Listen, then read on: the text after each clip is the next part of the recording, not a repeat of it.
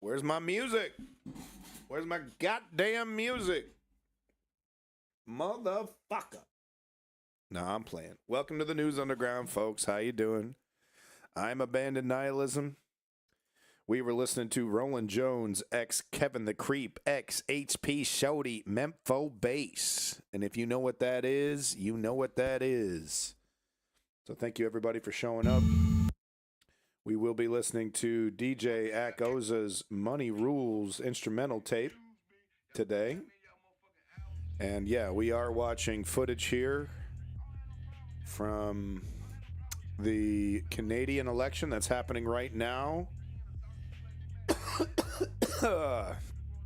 Ignore that. There's no reason why I'm coughing.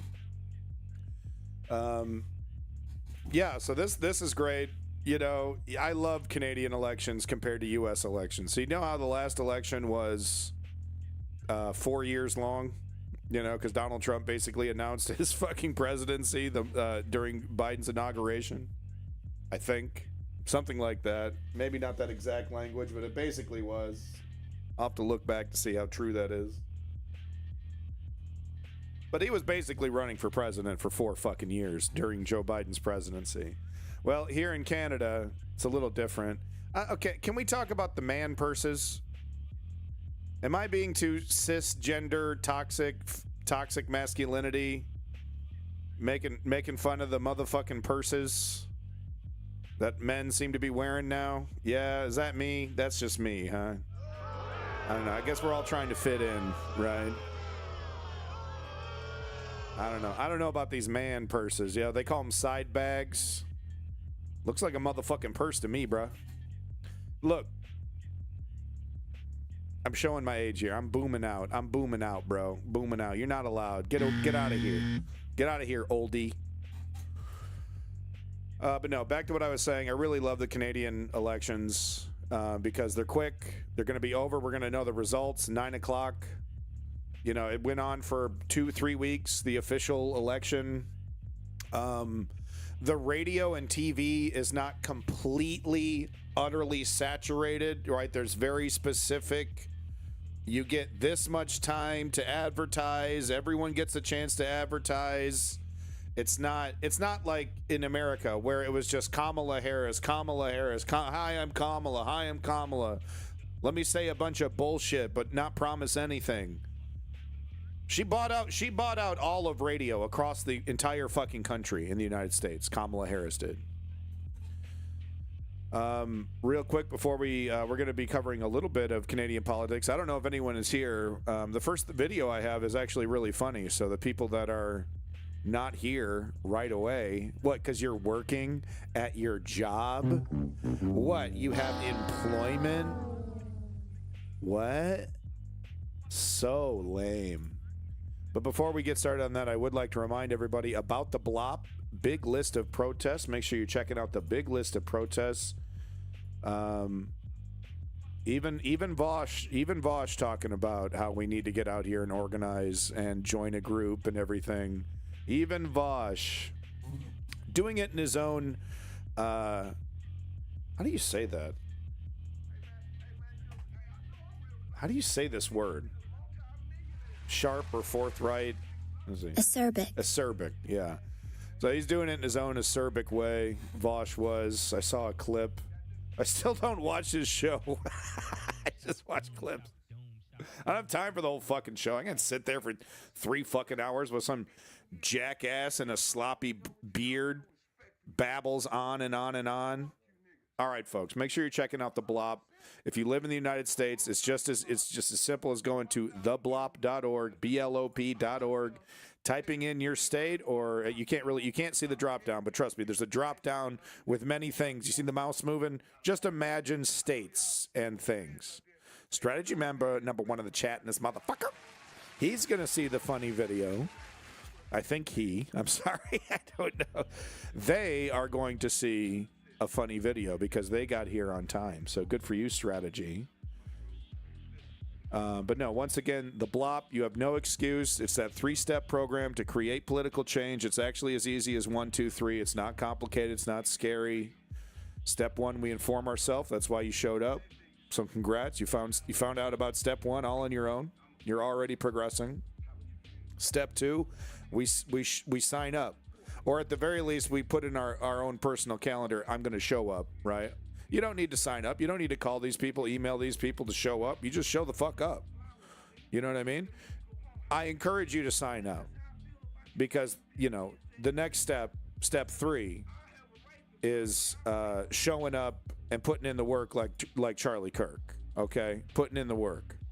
That means donating your time to help organizing. Oh, I know. Can't I just show up for 2 hours?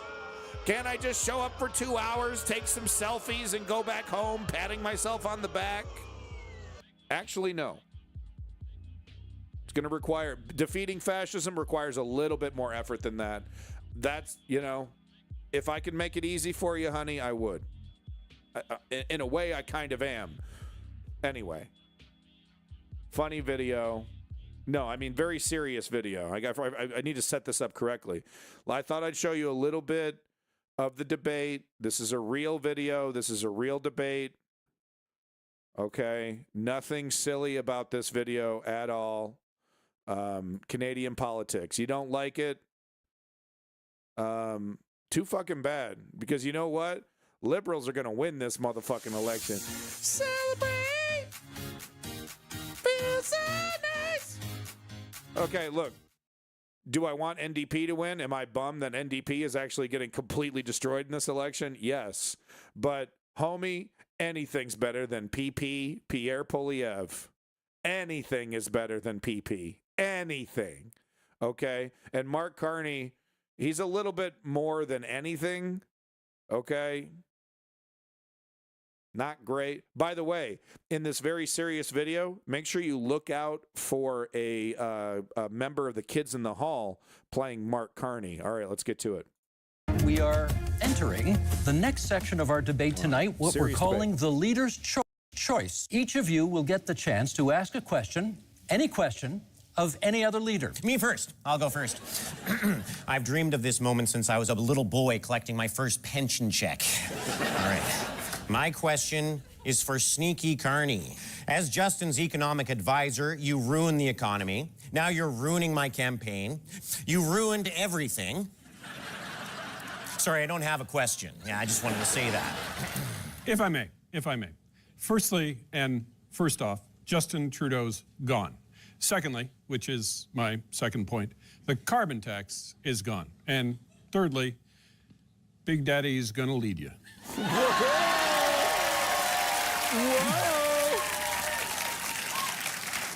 Now, it's so exciting that this is happening because Pierre Poilievre, until this dynamic shift away from Justin Trudeau and, of course, before Donald Trump, this pipsqueak was guaranteed to win. The smuggest of smug was like gonna coast into a fucking legendary victory, right?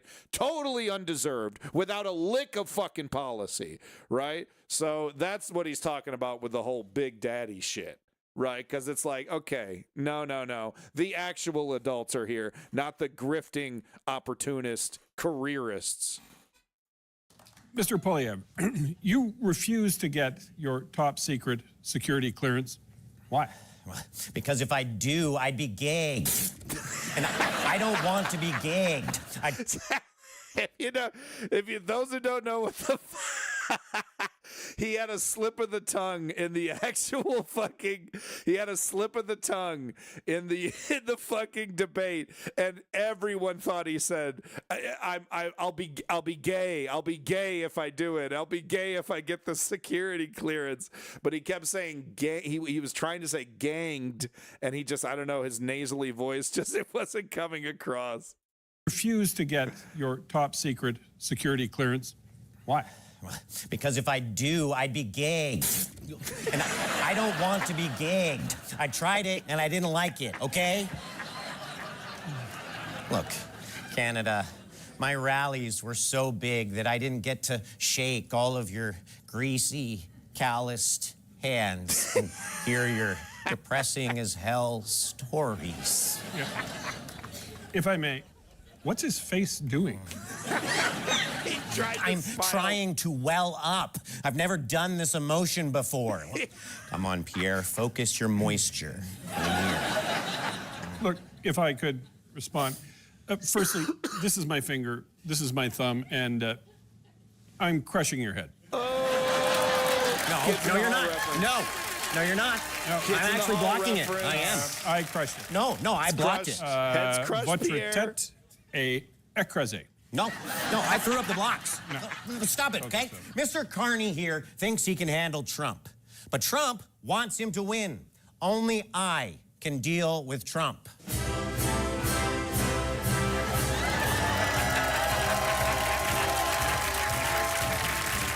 It's gold. Say my name 3 times and I appear like Beetlejuice. I really do. This election is all about me and the elephant in the room. And by elephant, I mean Republican. You guys need me. People hate me so much that I make you both look like reasonable alternatives. Carney, we're both multi-millionaire pretend outsiders. Join me in making Canada the 51st state. No, there will always be a Canada. You can't tell, but I am being passionate. And I'm sorry. I'm sorry for screaming. Pierre, we both have huge crowd sizes, the biggest ever, they say, and we hate the fake news. You're my mini-me. Must not cry tears of joy. So this is amazing in Canadian politics because these fucking sniveling pricks have been what's the word? Dog whistling and dropping little hints and going out to Mar-a-Lago, the most extreme of them, right? Embracing MAGA-style politics in Canada, right? Because there's this it's called Maple MAGA, right? It's this vein of extreme right-wing people that are like, maybe we need a dictator too, and yeah, maybe we should overthrow our parliament. No, this is a great idea. You'll often hear them talk about constitutional or other American laws when talking about Canada because they absorb so much American news. So the fact that, like, at the last fucking second, at the last fucking second, it became a liability because up and like for years and years during all the drama happening in the United States for the right wing, it's been kind of a positive to kind of get close to the Maple MAGA shit. But at the last second, and because of the 51st state bullshit, it became a massive liability, and Pierre Poilievre didn't know how to handle it. Doug Ford knew how to handle it because he was seen as like the Trump analog in Canada because he's corrupt, fat, and quite charismatic when he wants to be. But he immediately, after the first 51st state comment from Donald Trump, Doug Ford came out immediately, aggressively, making public statements repeatedly over and over, news interviews in the United States, to make a contrast. And Pierre Poilievre, the coward, the rookie that he was, didn't know how to handle the situation. He would come out and say, Donald Trump tweeted that I'm not very MAGA at all. Because Donald Trump did come out with a thing, he's like, he's not MAGA enough because Pierre had to come out and say, I disagree with the 51st state stuff and I believe in Canadian sovereignty. But he did it in such a meek way, right? It was very clear that he didn't want to go hard enough to disenfranchise the voters he was depending on, these extreme right wing. So this bit is perfect. This bit is perfect. I'm telling you, these motherfuckers were on fire. This is what happens when you get a professional like from the Kids in the Hall. I can't remember this guy's name, but Scott, one of them. But this is what happens when you get motherfuckers that know how to write real satire here, because I just love it. It's perfect. It's a really, really good bit. Let's get back to it. Whatever they say, and we hate the fake news. You're my mini-me. Must not cry tears of joy. When this election is over, I'm gonna get all crazy again, so whoever wins is gonna be a big loser. Now, excuse me, I've gotta go back to a hot netherworld of lost souls. Hell? Mar-a-Lago, hit it! Wow. I like this. He's like a robot. He's like Mark Carney's a robot. Oh, man, nailed it. Fuck, man. Oh, we can't do Joe Rogan, South Park, all these people. Oh, we can't satirize this. We don't know how. It's too real. It's too scary. Fuck you. Fuck you. Lovely, lovely stuff. It's fucking microphone. Lovely stuff. So I guess he's been playing Mark Carney Happy for a little bit Liberation here. Day. We finally imposed my beautiful tariffs against the people we need to fear the most, our friends. Jesus said, and nobody has read the Bible more than me, quite frankly.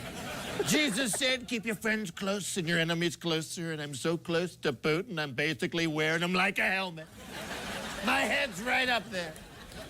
I want to keep my enemies close, so I'm calling the Canadian governor, Mark Carney. Jeez, phone. Nailing it. Like, so the whole thing about Mark Carney is that he's obviously a rich guy, but he's stone cold. He's a stone cold professional. Is he going to help the rich? He's not going to hurt the rich, but he also understands the value of a strong and healthy middle class. God damn it, that's good stuff. That is good stuff, folks. I wish we could just sit here and watch all this funny stuff instead of getting to the real news, but I really must get to the news. It's already 18 minutes in, but if you want to see the rest of this bit's right there, 22 minutes. They've been doing some really good stuff. Don't tell me you can't satirize Donald Trump, you fucking pussies. Let's go. Sticking to Canadian politics just for two more clips because we have this, and then there was actually a tragedy yesterday. Seemingly a mentally ill man ran his vehicle into over a dozen people, killing at least 11. I think was the last count that I heard, but maybe more. Youngest person, a 5-year-old. So we're going to be covering that once we get through the election stuff, because the election's happening right now. Let's get that out of the way, and then we'll cover the massacre that happened yesterday in Vancouver, literally in my backyard, literally, like a 30-minute drive for me.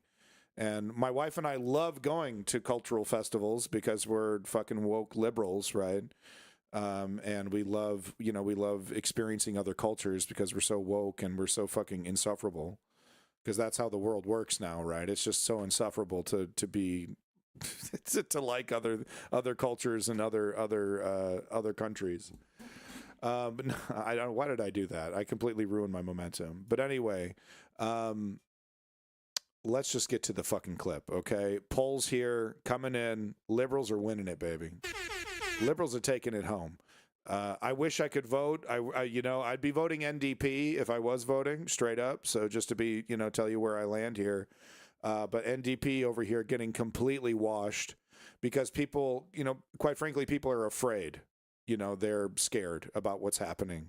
It's understandable, but it also is counterproductive because what was the entity that was pushing Justin Trudeau's Liberals to accomplish their promises? It was the NDP. The last thing we should want is to reduce the power of the NDP. But it's fear. People are voting Liberal because they're scared. They're scared. Right. Understandable. So let's hear from your boy over here, Rational National, lovely fella. We're not going to watch the whole 14 minutes, maybe the first 5, where he just covers the first part of the polls coming in. But spoiler alert, it's looking real good for Mark. It is election day in Canada, so in this video, I'm going to go over the final polls and what they may tell us about potentially what could happen tonight, including a few odd questions that I found to be amusing, but we'll get there. So let me first start with this wall of incredible data. This is from Polling Canada that summarized all of the polls that are out, their final polls, and the Liberals are winning in all of them. So all of them. See Even here, the it ranges conservative from of plus conservative 6 to ones. plus 2, but every single pollster has Liberals winning the popular vote. Now, I want to be clear. The popular vote, doesn't necessarily translate to seat projection, or I should say the leader in the Voter popular turnout's vote looking doesn't good. necessarily mean that they're going to, that party will form government. But when it comes to the Liberals, it often does. As the way the conservative vote is concentrated, conservatives tend to need a few point advantage in the popular vote to be able to be in a position to form a government, whereas the Liberals have been able to win or have been able to form a government even when they've been down in the popular vote. But that said, this is where things currently stand with all the pollsters, but I want to dive into a couple of pollsters and what it shows us. So first, let me start with ECOS. Now, this is the last election. I want to show you this for a reason. 2021, where they predicted Liberals heading to form government, which they did.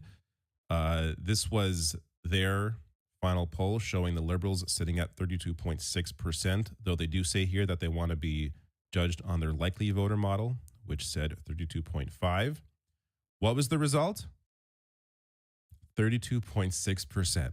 They were bang good. on with their national results. That's their pretty likely voter fucking model good. was 0.1 off. So they were down, or their prediction of the Conservatives was off. But the reason for that is because they overestimated the People's Party of Canada vote, which is the far-right party. They overestimated that. So they were saying, 9.5 here. It was actually down to 5% on voting day. And a lot of that vote, of course, went to the Conservatives. So they were off there, but They're they the were bang on when it extreme came right party. to the Liberal vote. This time, what are they projecting?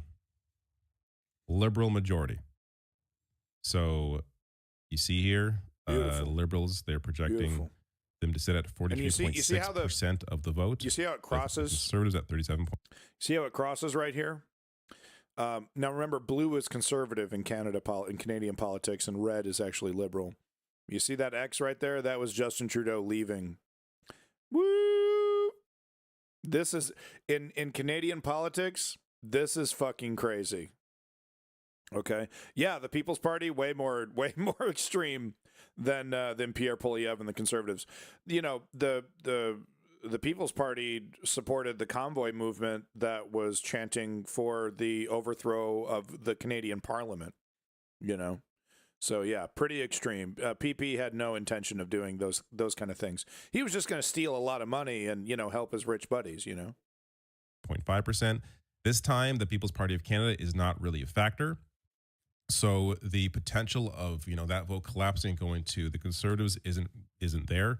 So I expect their conservative projection here to be a little more accurate than last time, assuming things maintain. Of course, there may be an invisible conservative vote where the people that have never voted before are all going to come out to vote for the Conservatives. That, of course, can happen. So, but these are projections. This is the data that we see right now. Things, of course, can change, but this is how things currently look. And this projects out to be I'd be doing it right now if I could. A seat total of 184 for the Liberals, which is a majority. Majority is 172. So anything above that is just gravy for the Liberals. So comfortably in a majority here.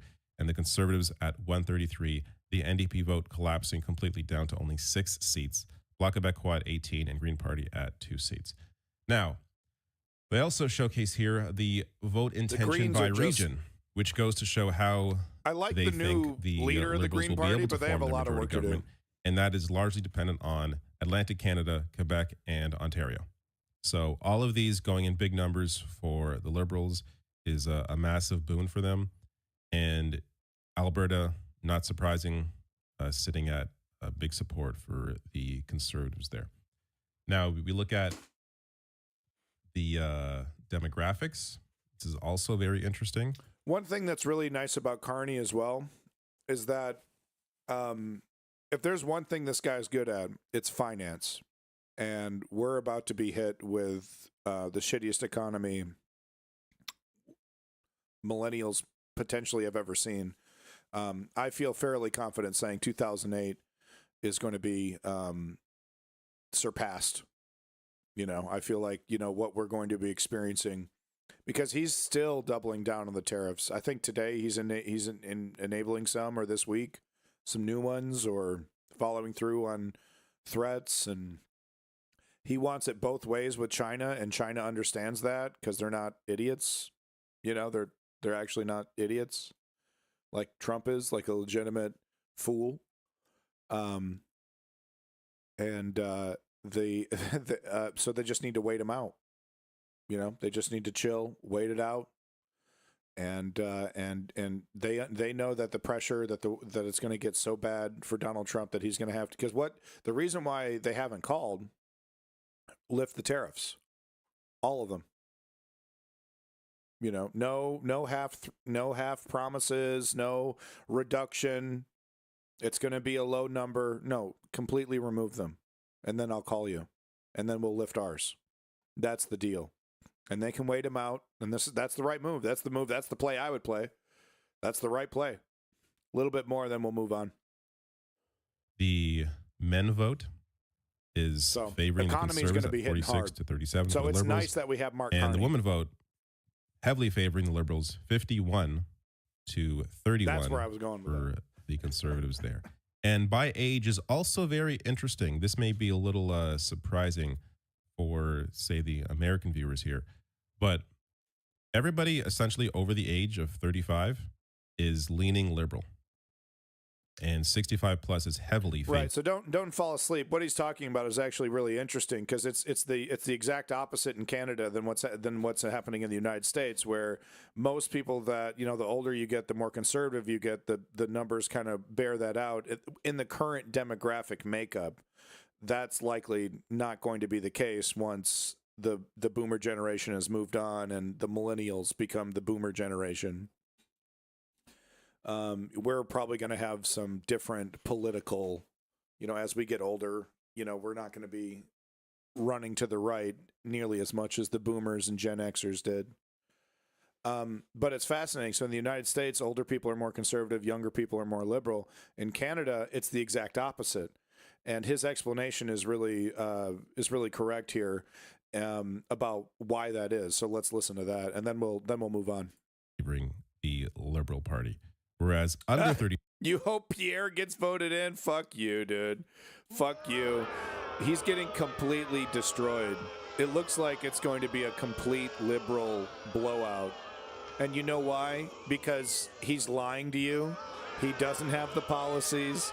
He wants to privatize and destroy the Canadian social safety net cut that for the expense of the rich. So you're fucking wrong. Fuck you. Fuck you. There's nothing common sense about privatizing. Look at this motherfucker. Get the fuck out of here. Get the fuck out of here, man. Go lose your election, dumbass. Go lose your election, dumbass. Bye. Oh, yeah. I think Pierre's going to be great. Pierre's going to be great. I don't know anything about politics. That's his first comment. I don't really know anything about politics, but I think Pierre's going to be great. Yeah, that's why. Look into it, you fucking dumbass. Fuck you. Fuck you. Fuck you. Fuck you. Now, it's okay. It's okay to say fuck you to me because I said fuck you first, right? You know, I sweared at him first, so gloves are off. I'm not getting motherfucking butthurt about the fuck yous. I deserve that. But the whole, I don't really know anything about politics, but I think Pierre's going to be, I hope he wins. I hope Pierre wins because oil and gas needs to be cheaper, and these things need to be cheaper. And then you look at Pierre's plans, and it's like, just tax breaks for all these companies, and where are we gonna raise the money? We're gonna cut social services, reform, make them more efficient, right? Cut that waste, fraud, and abuse, right? Like what they're doing in the United States, right, man? Fucking flushing that pee-pee, dude. Flushing that yellow piss down the motherfucking toilet, you fucking pricks. Because that was the thing, is that they did not deserve to win this election, right? They were winning it because Justin Trudeau was a fucking couldn't figure shit out, okay? He had a really great start, okay? But somewhere along the line, he forgot how politics works. And it showed, and people were pissed, and it was time to move on to a different person. So it was like anybody but Justin, and there's PP standing in the doorway. Totally undeservedly, right? With no ideas, no ability to govern, no history of governing, only a history of filling his pockets. And every time he gets in front of a fucking microphone, it was nothing but constant fucking slogans. Axe attack. Bunch of nonsense, very curated media experience with him. But Trudeau was guilty of that as well. And here comes Mark Carney, a person who has an entire lifetime of governing, specifically in the world of finance, a neoliberal, obviously. Okay, so like I said, I would have voted NDP. But a person who actually knows what the hell they're talking about, a real professional, not a sloganeering idiot, like not idiot, but a sloganeering craven grifter, careerist like Pierre Poilievre. Big difference.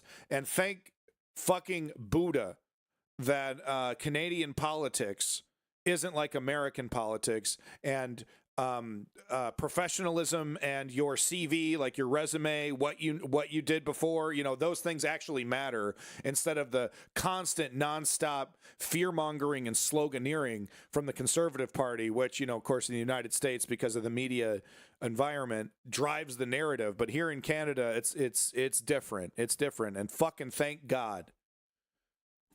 35 is favoring in a plurality, not a majority, but still plurality, favoring Welcome the Conservatives. Back, now, T-minus my strategy, guess inverted as mystic. to why that is, actually, we'll get to more data from Abacus in a bit here, showcasing the exact reason. Listen to this. It's affordability.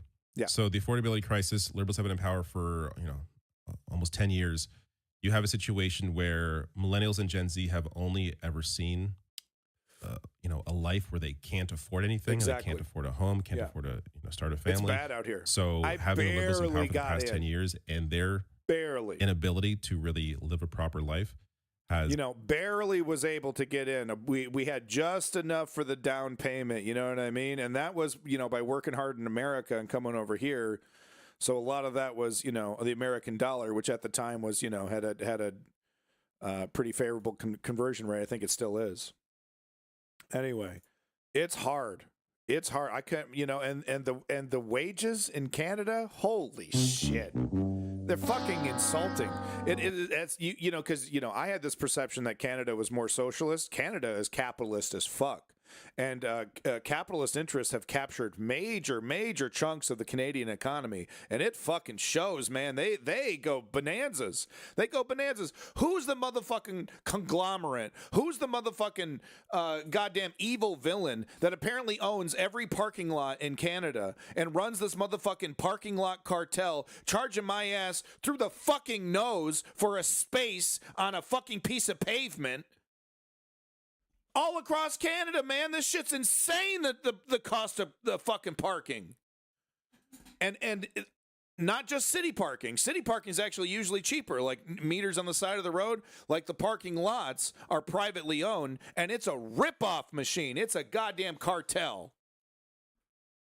And that was a big problem with Justin Trudeau, and I don't think Mark Carney is going to change that. Is that these corporate entities have a lot of control in the Canadian economy. Loblaws and the fucking Save On Foods and all these grocery store $1 billion conglomerates getting away with ripping us off every single fucking day. All right. And now we have this. It can't happen here. It can happen here. And it's I was freaking out about this actually last night. I was almost going to do a special stream, but then I realized, the Canadian media is not like the United States media. It doesn't speculate, only gives us, bare minimum. But a mentally ill person, history of mental illness, who appeared to be Filipino, drove a fucking SUV through a Filipino cultural festival, one of the biggest celebrations of Filipino culture in Vancouver, killing at least 11 people, last number I heard, probably more. One was a 5-year-old child, bunch of kids. Crowd pulled him out, didn't beat his ass for some reason, but the crowd pulled him out. The guy was he looked more confused. He looked like the crowd looked. Everyone's like, what the fuck's going on? Oh my God. The guy who did it looked just like everybody else. Oh, what the hell's going on? Oh. Some eyewitnesses say, were saying that he said, sorry. Very Canadian way to do a massacre, I guess. Don't mean to make jokes here. But let's get an update here. The way that Canada works is we're not going to know a lot of stuff until an investigation has been completed and public statements have been made. We only get to know the bare minimum. So really, there's only really 1 minute's worth of news right now. He was a young person in his 30s, Filipino. He looked Filipino, at least in my opinion. It doesn't appear to be like a Muslim thing, doesn't appear to be like a right-wing thing. It appears to be just a horrific case of mental illness, gone untreated, gone ignored, probably, gotten out of control, because obviously this person needed more help than what he was getting. That's my speculation, but we're going to find out more soon. But absolutely fucking tragic what happened. If you want the raw footage, there's lots of social media stuff floating around of, dead people twitching and bleeding. And the thing that's most horrific about human beings getting crushed by vehicles is that they lay in really awkward and horrific positions because they've been crushed, and their limbs have been bent in impossible ways. It's just horrific. And it really does need to be taken seriously because it's the go-to, right? It's the go-to for the loser or the weirdo or the mentally ill person who doesn't have a gun. Get in a big vehicle and kill a bunch of people, right? At some festival, usually at some gathering. And quite frankly, I think, little stick barricades, little wooden barricades, and a couple people, a couple volunteers at each end of the street. I don't think that's good enough anymore. It's like, oh, well, wouldn't it be nice if things were the way they used to be? Well, they're not anymore, and people are in danger. And like I said, I think this person was mentally ill. I don't even think this person was like hardcore racist, I hate Filipino people kind of thing. I think he had a severe mentally ill person having a mentally ill episode. I think that's what happened, but that's my speculation. Welcome back, Student Debt and For the Perfect. We just got done doing our election coverage, so sorry that you missed that. Bitch, shut up, Student Debt. Goddamn, you know exactly what to say to piss me off, dude. I mean, you got me clocked, bro. You got me fucking totally clocked. How fucking dare you, dude? How dare you? I should ban you for 3 centuries. You know exactly what to say to piss me off. Yeah, sorry for it. Basic gist, liberals are going to win. I showed a really funny sketch with, one of the Kids in the Hall guys. It was really, really funny. Talked about it for a little bit, good stuff. But let's watch this 1-minute clip here about the, I think it's one of the worst massacres in Vancouver history, at least in a very long time. Absolutely disgusting stuff. Doing well For the Perfect. We're all doing well, growing, learning, trying to figure it out. Little milestones from Kiddo. He took a small independent step recently, and last night he was able to, while standing with his bottle, because he's still wobbly when he's standing. Blind kids, obviously, when you can't see, it's very frightening to stand up instead of lying down, right? So he kind of did he did some scooches over to the toy rack. We have a massive toy rack, lots of toys that they all make noise, right? Different noises and things like that. And he found a toy and he started playing with it, which is mind blowing. Okay. You know how people say baby steps? Well, with blind kids, it truly is baby steps. Like, it is grueling. It is grueling. Because most parents are used to their kids like, oh, my kid did this new thing today, and my kid did this new thing today. But it's no. With a blind kid, especially at this age, it is just a lot of repetition over and over and over again. And then you get a little victory. You're like, okay, we're doing it, right? Have your children with birthright citizenship been deported yet? So my son is really lucky. Because he was born in Canada, he's a dual citizen already. The wife took care of it. He's got U.S. citizenship. He's got Canadian citizenship. He's more set up than I am. I don't have Canadian citizenship yet. I'm just a permanent resident. Working on it. We're working on it. All right.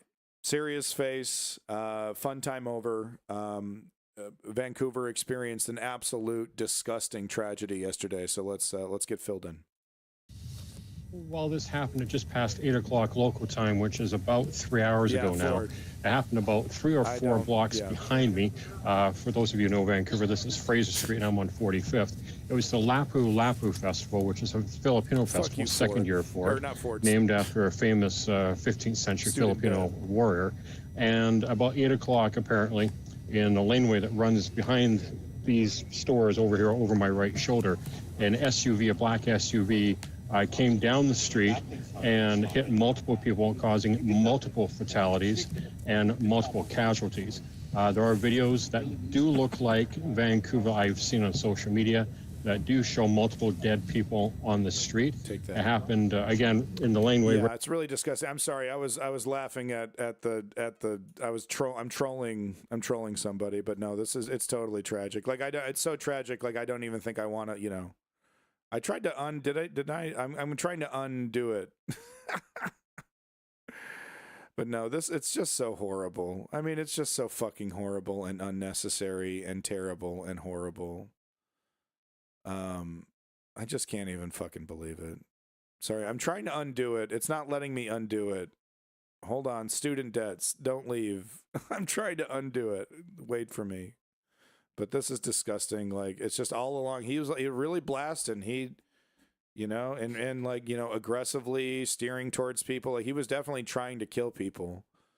It's just terrible. Right beside me back there, and John Oliver Secondary School, which is one of 18 high schools in the city of Vancouver itself. And this is an all-day festival, and this would have been towards the end of the festival. That was very, very well attended. Yeah. What the fuck? Oh, Vosh rants about problematic anime and media. I do think this does need to be talked about. I don't know how to it's not showing me the people. I don't know how to do things on this. I really don't know how to do things on this. I'm sorry, student debt. You're just going to have to wait. It won't let me undo it now. It went away. I don't know. I'm sorry, student debt. I didn't mean to. I'm so sorry. That's my comments on this tragedy. It really is just, I don't, not here. At least it's not a mass shooting. It was a mentally ill person, but it's, it really does. This is the darkest day in our city. Yeah, Vosh is an actual. Oh, you're back. You have a different account. Thank goodness. Or wait, was I able to undo it anyway? But he is a legitimate, seemingly. I don't know.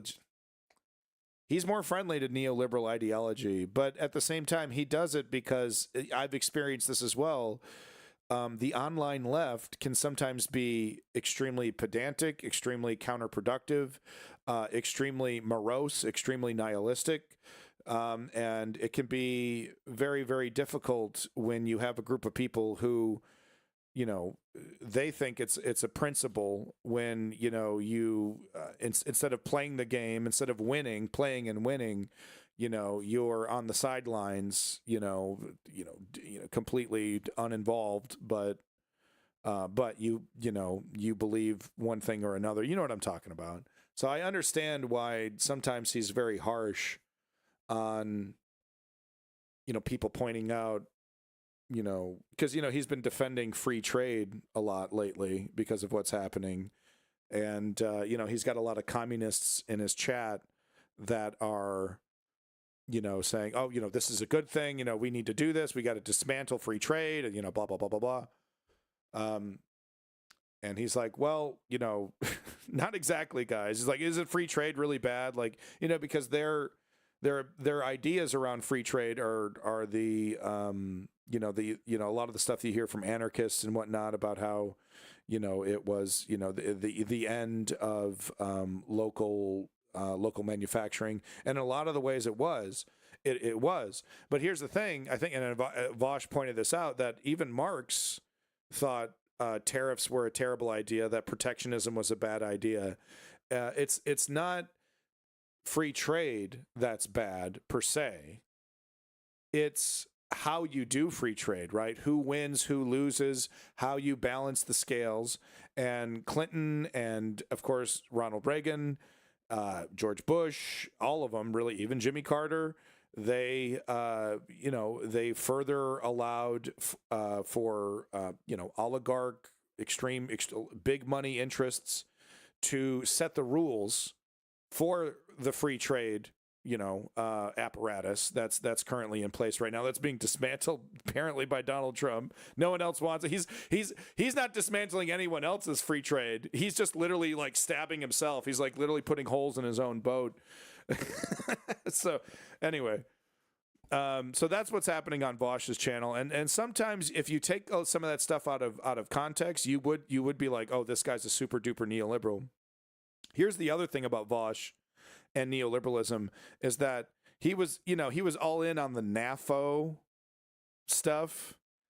And I don't know, I guess in retrospect, maybe NAFO was correct, because that's exactly what we needed, wasn't a more aggressive push. But the NAFO stuff did feel like weird, cutesy, neoliberal propaganda as well. But maybe that's just my own opinion, and, I'm just being an asshole. Anyway, tragedy in Vancouver. Absolutely. I just don't even know what to say. Too terrible. Too terrible for fucking words. City's history, the actions of a single person shattered our collective sense of safety. A growing memorial in East Vancouver at the site of an unprecedented tragedy where a vehicle plowed into a crowd of festival goers Saturday evening. The tragedy, a heartbreaking end to a day that was meant to celebrate the Filipino culture. And we will come together out of this catastrophe with the support and the love from the broad community, from all of you. Right, so there you go. If you want to know more, it's a simple Google search away. Just, It's just terrible. It's really, and it really is. You know, you want to talk about who's to blame. Well, who's been cutting mental health? Justin Trudeau's Liberals, making excuses, underfunding social programs. Right, the NDP is the entity that's been pushing and forcing Justin Trudeau and the Liberals to pass their fucking agenda. Pushing them to the left. So, is anyone going to call out, Mark Carney? I mean, you can't call out Mark Carney. He just got there, right? But is anyone going to call out, the liberal political establishment for underfunding mental health at all? Are they going to be held accountable at all? The one thing that is nice about Canadian politics is that we are likely to see a response from Mark Carney about, we're going to invest in this, we're going to change this. Canadian politics is really different that way. It is reactive. And a massacre like this, a tragedy like this, I would actually be surprised. In America, I wouldn't be surprised at all, right? It literally happens every week. Massive massacre, massive tragedy. Politicians don't really have to come out and make any promises about make any changes. Oh, I'm so sorry. I'm so sad. Oh, that was really quite a tragedy. Anyway, moving on. I'm going to continue cutting all the social services that made this situation possible. That's how it happens in the United States. Captain Picard had something on that. Oh, he did? We could get help from one of the groups in the liberal movement. No. Don't trust the liberals. They will betray you. That's Lenin, huh? He did Lenin, portrayed by Patrick Stewart in Fall of Eagles. Too bad Lenin was a fucking asshole. But I do need to know more about Lenin. Because, I mean, he didn't have the opportunity to do the damage that Stalin did. I'm a Trotsky guy. Did Patrick Stewart do a Trotsky as well? Might as well. All right. This is the stuff that happened on Sunday. This is, I got a couple clips before the other clips that I was going to cover on Saturday. It's unbelievable. It's literally impossible. There's no, I mean, the only way I could do everything, cover everything if I was streaming every single day. And I can't because I got a fucking, blind kid I got to fucking care for, it's a lot of work.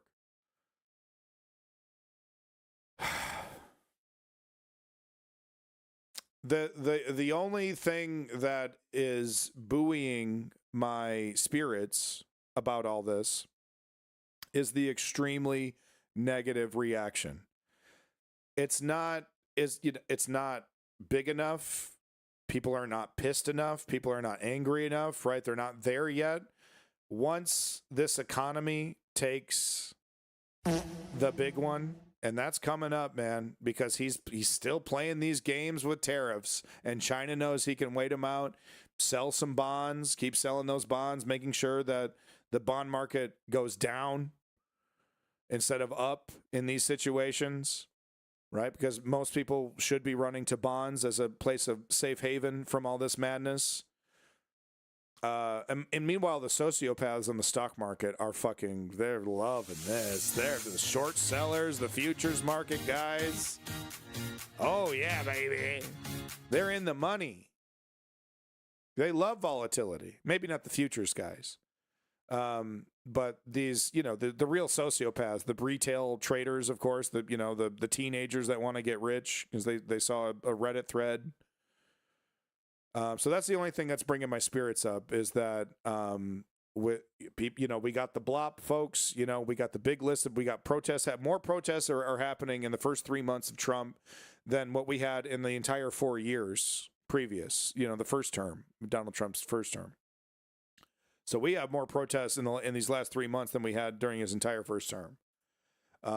It's really the economy that's gonna be bringing the normies out, and we do need the normies to come out, right?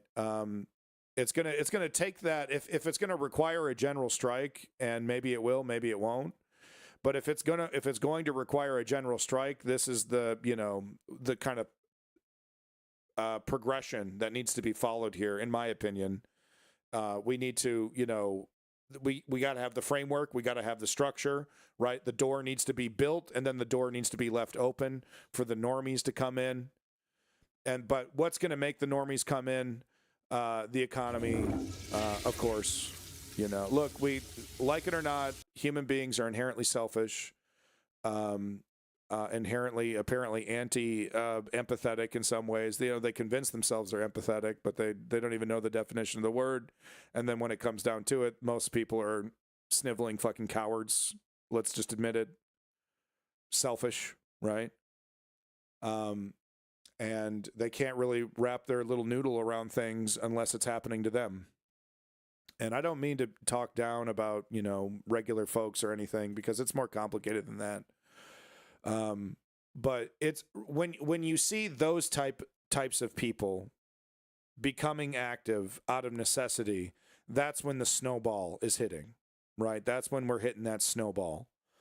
So I don't mean to denigrate regular folks. Okay, I get it. You're very busy. The fucking kids are screaming. You got work. Okay. But at the same time, knowing what I know, peering into the abyss as I have, I can see the damage your apathy does. And I can't help but express my disgust at it. Not talking to the people in chat, of course, just to the Vox Populi. I don't know. How do you say it? The general fucking populace, the goddamn normies. The motherfuckers that pay 5 minutes attention to politics, and then it's right back to sports and pornography and video games. The reason why we live. And they get all, the motherfucking normies, they get all pearl clutchy, they get all defensive when you're like, yeah, it's going to take a little bit more effort to get us out of this. I'm doing everything I can. No, you're fucking not. You don't even know what the fuck's going on. You can't, and you don't have the goddamn character to admit when you're wrong. Well, I know exactly what's going on. I follow everything to a T, blah, blah, blah, blah. And then you have a conversation with them. They're filled with a bunch of lies and fucking half-truths. They don't know what's going on. They're not following the news. They catch a headline. They catch a podcast with Joe Rogan. They think they're plugged in. Welcome back, female eunuchs. Let's go! Back to hell world. Donald Trump was pressed yet again on China. He inadvertently admits that he's failed at a trade deal during his first term. He keeps making these, America's a grocery store. I mean, he literally has no idea about how finances work for countries versus a business or a household. He keeps making these comparisons, this, if we repeat, if somehow this, somehow he respects an election, somehow we're able to vote our way out of this, and we get ourselves a Pete Buttigieg into office or something. We cannot let the people that defend the Scott Jennings, all the people in Donald Trump's orbit to re-enter the political world like what happened with the Bush administration. All these people that destroyed the fucking country, all of a sudden they're on TV, on MSNBC, on CNN, ABC. Right? They get a career, they get respect. John Yoo, the guy who wrote the torture memo for George Bush, being consulted by MSNBC. I fucking saw it with my own two eyes. They called him up. What's John Yoo up to? Couldn't find anybody else? How about the bloated corpse of a dead horse on the side of a river over John Yoo? Huh? Hell world. Teaching. It's just disgusting. Let us go in and work China because. Sorry, I didn't know the volume was this low. 1 second. Rewinding video and bringing up the volume. Substantial from China. Well, free up China. Shield, let us go in and female units.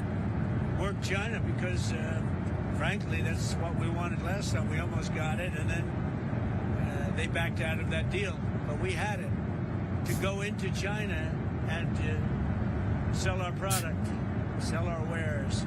God, Cash Patel. In other words, it's called to open China. That would be great. That would be a big win. But Woulda, coulda, shoulda. This guy doesn't know what the fuck he's doing. Get him off the stage. Woulda, coulda, shoulda, maybe, wanna, I want this, maybe, me. He doesn't know what he's doing, man. Holy shit. Out of his element. This guy's out of the fucking dimension, man. This guy's a whole new element. I'm not even sure I'm going to ask for it because they don't want it open. They don't want it open. On the immigration front. Wow. Wow, dude. You know, it's like when I try to talk about finance, you know, when I try to sound like an expert, right? Okay. I'm not running the show. Okay. And if I was president, I might cut back on the weed a little bit and listen to the people who know what the hell finance is. A little bit. Just a little bit. I'd be like, smoke this shit. Sir, we're in the Oval Office. Yeah, Oval Office. We're passing that shit in a circle. Sir, it's an order, bitch. It's an order, bitch. I want to make sure you're not a Fed. Sir, you're in charge of the federal government. Smoke this shit.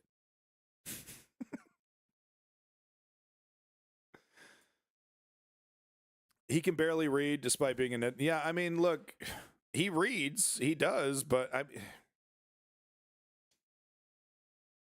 he's completely out of his depth. You know, when it comes to building a shitty building, maybe he knows a few things. This shit is straight from the Columbia. Yeah, exactly. I stole this shit from Cuba. I don't think you can be president anymore. Getting everyone baked in the Oval Office, I would still be 100% more qualified to be president than Donald Trump. Okay? In flip-flops, in my fucking boxer shorts and a wife beater, smoking a blunt in the Oval Office, right where Bill Clinton got a beach. I would still be way more qualified than Donald Trump. Way more. I mean, playing fucking Sega Genesis. I got like a TV on the fucking desk. I'm still more qualified. So Scott Jennings continues to really embarrass himself, but that seems to be what a lot of people like to cover is that Scott Jennings is an embarrassing sycophant.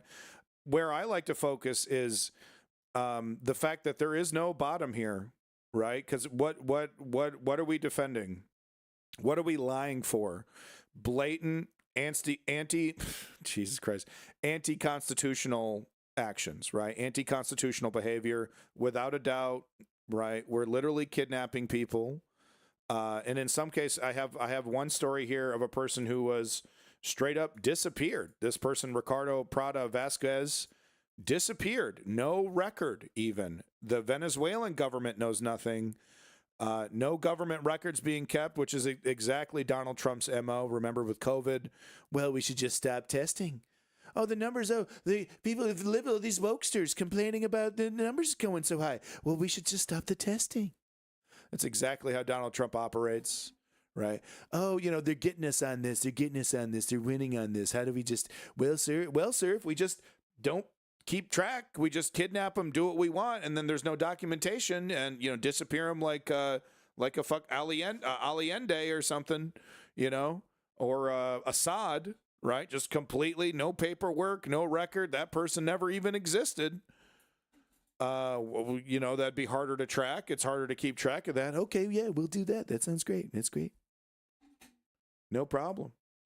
So that, to me, that's why I'm going to show you this, is that I don't think there's a bottom here, right? Once you're defending kidnapping people, and that's what he's doing here. He's lying, right? Because what they're trying to say is that this judge who was arrested broke the law, that was, helping an illegal, rapist, criminal, drug dealer. She was buying a dime bag, and then she let him out the back. So they know it's a lie. They know full well, like I showed you on Saturday, she was completely within her legal right. She's a judge. She knows what the fucking law is. She didn't break a single law. They know that. Scott Jennings knows that. The Republican Party knows that. Okay. So there's no bottom here. There's no bottom. And the final point that I want to make before I play this is to CNN. So now that we've established that this fascist has no morals, that there is simply no amount of anti-constitutional fascistic behavior that this person wouldn't defend, right? Because we're talking about an American citizen, a judge, being wrongfully arrested, being totally within the law, and this person is doing everything in his power to lie about that. And of course, these corporate media incapable of saying you're wrong, you're lying. So to CNN, what value is this man giving us? Right? Instead of Scott Jennings, why don't we just show, what happened, and then we discuss it? Because we know exactly what Scott Jennings is going to say, right? She's a criminal. She deserves it. She's guilty, blah, blah, blah. Even judges aren't above the law. I mean, Scott Jennings doesn't need to be here. But there's no low he's not willing to go to. So let's just assume the worst and then, put someone who knows what they're talking about in his seat instead. I don't understand why we're platforming overt fascists, willing to defend the indefensible. Yeah, this is about the judge who did not break the law and allowed the person in her courtroom to exit out of a side door. Was not breaking the law. And are we gonna? So we're also gonna defend the actions of ICE, who are literally, because I thought this was about criminals, but now we're targeting lawful immigrants who are, in one case, the guy was literally there to take his citizenship test, goes through all the trouble, all the documentation, doesn't break a single law during that entire time, shows up to take his test, and ICE is waiting there to arrest him. That's what we're doing. That seems like pussy ass low-hanging fruit. I thought we were going after rapists and criminals, not people doing everything in their power to follow every bit of the law to the fucking letter. Gee, what is this really about? And, the cherry on top, this is going to cost Americans fucking dough, okay? It costs Americans to kick them out, and it's going to cost Americans that they're money that they're not there. Who do you think's in the back of the Applebee's, jackass?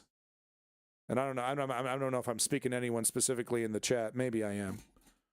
But you know what I mean? Who do you think's in there picking the strawberries? Who do you think's in there washing the dishes? Who do you think's building the fucking decks and doing the roofing for $5 an hour? Oh, that estimate's kind of high. Wow, $2,000 to redo my roof? Oh, boy. I had a guy over here. He said $1,500. You know how he got that price that low? Well, I don't care. Whatever, lower price. I don't care. I don't really think about that. Oh, yeah. Yeah, they came over, like 10, 15 Mexican dudes came over. They did it in the afternoon. Really good work. They kicked a lot of ass.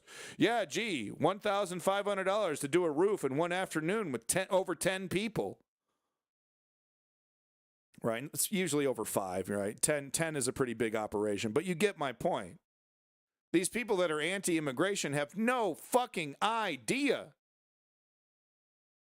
what this cheap labor has done for their life. Oh, I don't care. Get them out of here. The traffic will be lower. I could drive to my shitty job quicker. Yeah, Master Liberty, I don't know. You pick one. Who fucking cares? Are you trying to defend this? You run around the internet with liberty in your name trying to defend anti-constitutional kidnappings? Here's Scott Jennings, slimiest piece of shit in the world that honestly CNN should be ashamed of giving money to.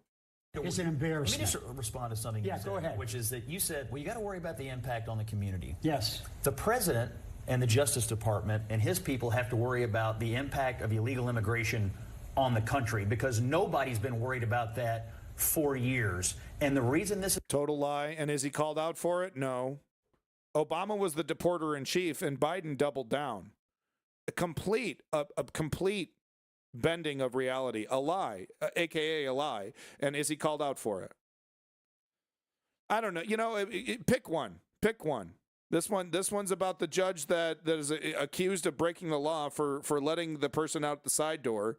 She didn't break a fucking law, and she knows it, and she's happy to go to court to prove it. And Scott Jennings is happy to lie to America, and CNN's happy to let him do it. This is important is because this is one of Donald Trump's biggest criminal justice priorities, and frankly, it's one of the American people's biggest priorities to control this. And you no, the fuck it isn't. Actually, look at and once again another lie. 3-4 motherfuckers sitting at this table. No, goddamn well that's a lie. Oh yeah, no, immigration, that's a number one issue. It's not even a number one issue for the right. You know what the fucking number one issue for Americans is? Scott Jennings, and he knows goddamn well what it is. The only reason he gets away with it is because it's fucking crickets on the other side. No, it isn't. That's a lie. Nope, that's not true. Is that really that hard? Oh, that would be rude. That'd be rude. Well, that's not very good TV. That's too confrontational. Yeah, that's terrible TV. Yeah. People hate watching that. You know well, there are people all over towns, all over this country who have been working overtime to try to stop him from executing on this agenda. If she turns out to be one of them, a spectacle is warranted so other people will stop doing it. I appreciate it. Let me tell you what offends we really me. gotta go. Is that there are people and one political party in this country dedicated to re-importing illegal aliens hand over fist, and it is outrageous. There we go. Finally. Jesus Christ. Finally, after egregiously lying. Not true. That's not true. What does he bring? What value does this man bring? Honestly, just have somebody else that's like, okay, these are the lies that the Republican Party are giving us. This is the half-truths. Let's discuss, right? This man is the least surprising human being on planet Earth. It's like him and Caroline Leavitt, right? Yeah, it's this old style. Both sidesism, liberal media, and the reason why. So I'm asking why. I can actually explain why. CNN is owned by a fucking billionaire who's a right-wing conservative, and right-wing conservatives like to use this balance bullshit to inject right-wing politics and legitimize right-wing politics. Now, I'm not saying censor. I'm not saying ignore what they're doing. But I'm saying, what value does this man bring? What value is he bringing? Zero deviation from the from the White House, right? This man, he's not a journalist. He's a propagandist. He's a parrot. So what point is a Scott Jennings? Just tell us what the lie is. Okay, this is what the White House is saying. He brings nothing to the debate other than an attempt to legitimize fascism, other than an attempt to slow the debate down about how to defeat fascism, right? To grind the gears down, gum everything up, have debates about semantics. And what is he defending? We need to make a show of this. We got to handcuffs and show them. And what would this guy have said if that's how Donald Trump was treated? That's too far. That's too far. That's too far. He brings fucking nothing. And CNN continues to pay him. Why? Because CNN is owned by a right-wing fucking billionaire. Welcome back, Smash. Good to see you. Yeah, Meat Shield, exactly. I'm seeing your comments, liking them. So like I mentioned earlier, this is historic. This, we're breaking new ground every day, new levels of hell.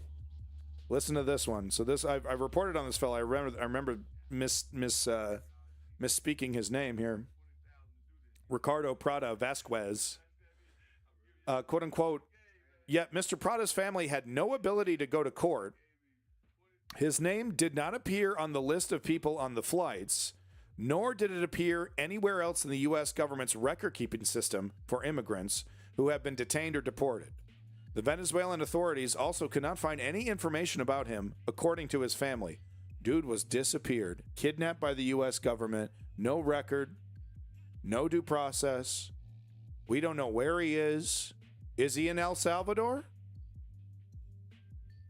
And then if we magically somehow, and this is what the Trump administration is saying, well, if he can escape the prison that we dumped him in, and make his way back to the country, then then we will kidnap him again.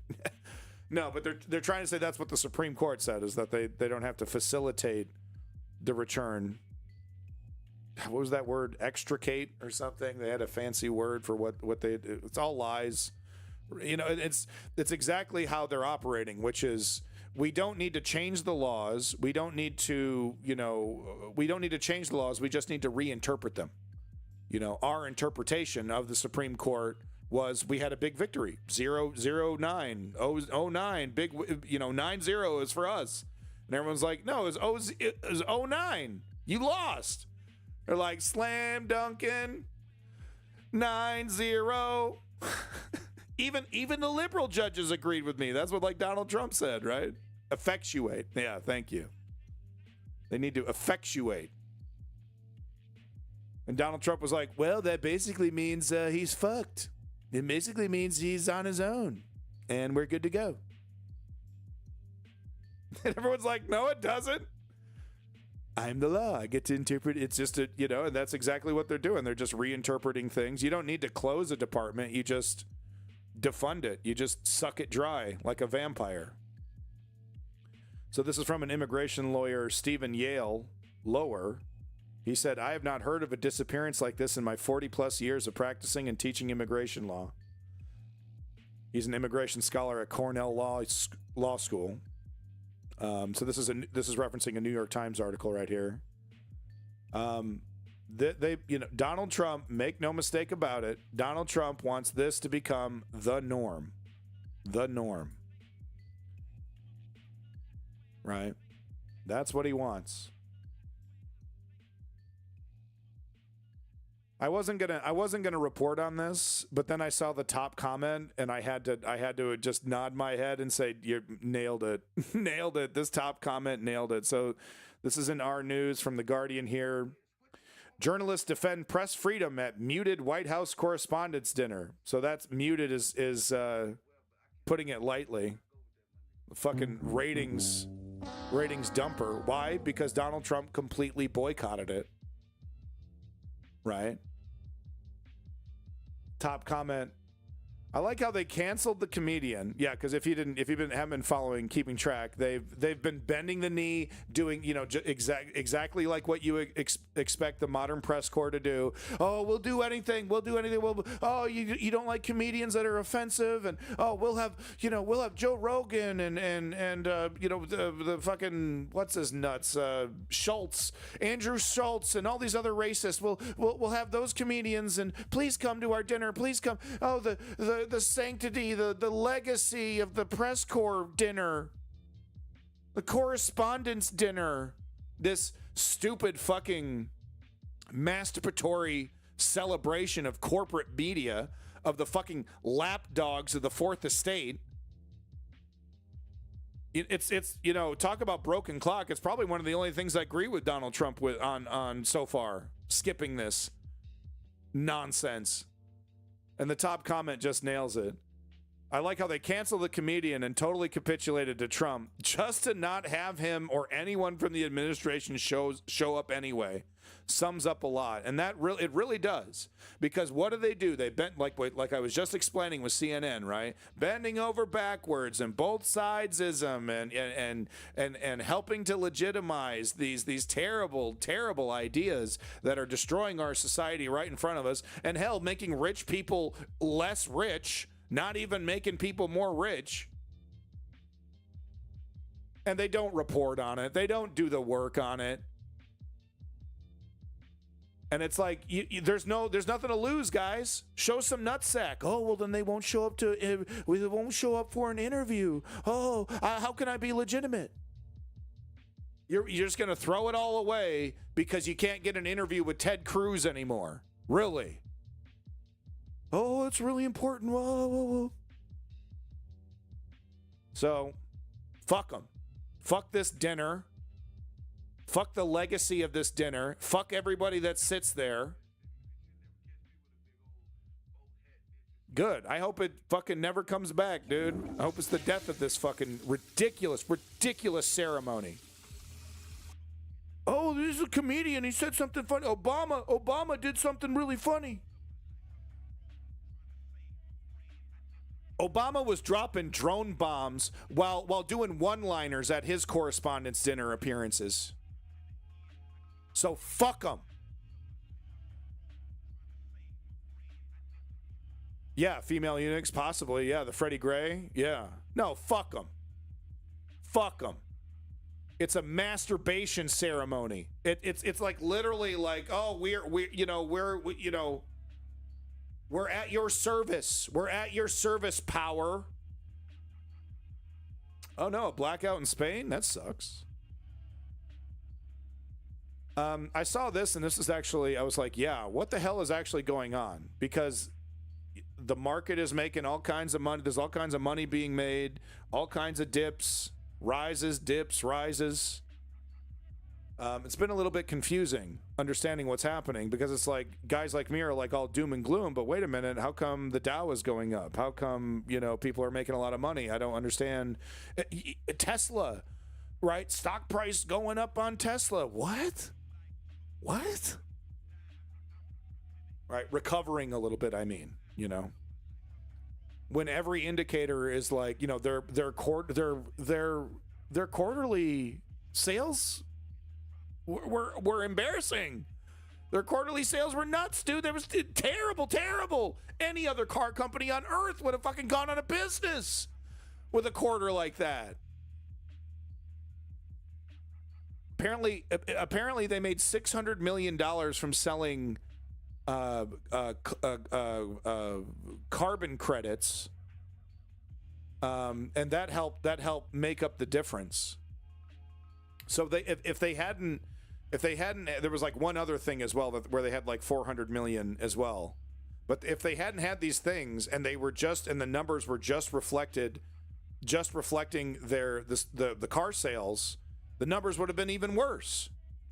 And they were already really disappointing, but they barely squeaked by with a profit because of carbon credits and shit. Like, had nothing to do with selling cars. They're like down over 70% in Germany, which makes perfect fucking sense because we all know why. Like, it needs to be fucking said. We all know why. Oh, my heart goes out to you. My heart goes out to you. Shut the fuck up. Comb your hair. I mean, he looks like a 5-year-old woke up from a nap on daddy's couch. The little cow lick back there. Fix your shit, Mr. Moneybags. Look, if you're gonna fuck me, can you at least look like a billionaire and not some fucking 4chan troll?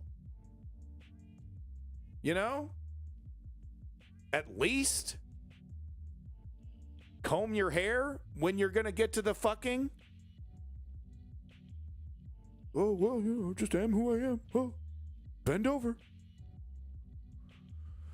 So I wanted to read this real quick. I'm not going to read the whole thing. Just down to the highlighted area here. We've been getting ambiguous signals in the economic data. So this is from Sam Rowe, guy with glasses. He's Asian guy with glasses. So there you go. Boom. That's racist. On one hand, the soft sentiment-oriented data has been disappointing. What the hell's wrong with me? The University of Michigan and the Conference Board surveys of consumer confidence have turned sharply lower in recent months.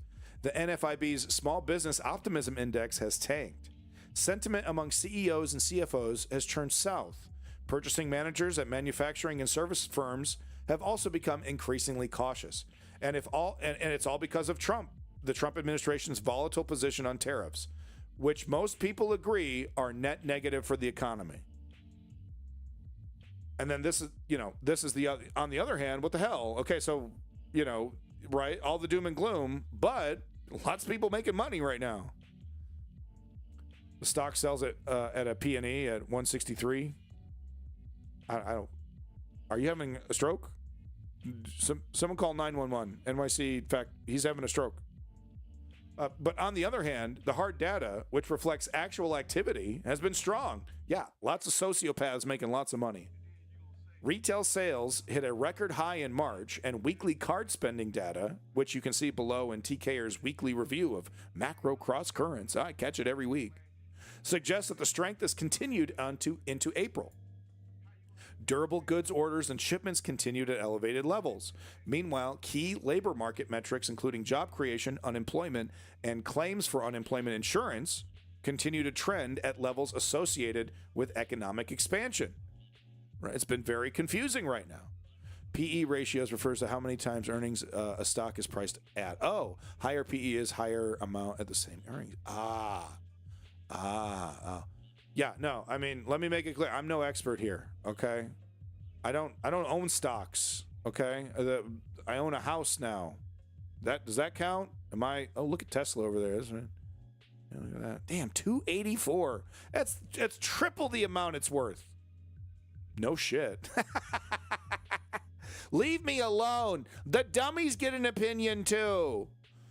So the narrative of contradictions is illustrated nicely in this chart from Goldman Sachs, which shows how soft data has been surprising to the downside, while hard data has been surprisingly to the upside. In other words, sentiment has been weaker than expected, while realized activity has been stronger than expected. So my layman's interpretation of what's happening is that this is the quiet before the storm. This is the feeding frenzy. Taking advantage of the volatility before the recession actually hits, and everyone agrees that we're in a recession. I'm already hearing experts say, yeah, we're technically already in a recession. And we're seeing Boeing and other companies already reacting as if we're in a recession. So that's my layman's take on this, is that this is the sociopaths, gorging themselves off the volatility before the shit hits the fan. So last little bit here. The hard data has been surprisingly good despite the soft data being surprisingly bad. So this is the chart he was showing that. This chart makes sense to you? Cool. Well, look at the numbers. Look at that. Hard data. Look, this soft data is soft because it's gone through a tumble dryer with a dryer sheet, so it's soft and it smells nice. The hard data is it's hard because Geodude, it's like hard water. The calcium deposits in the data make it hard, right? But no, anyway, Renaissance Macros Neil Dutta wrote about these quote unquote data discontinuities.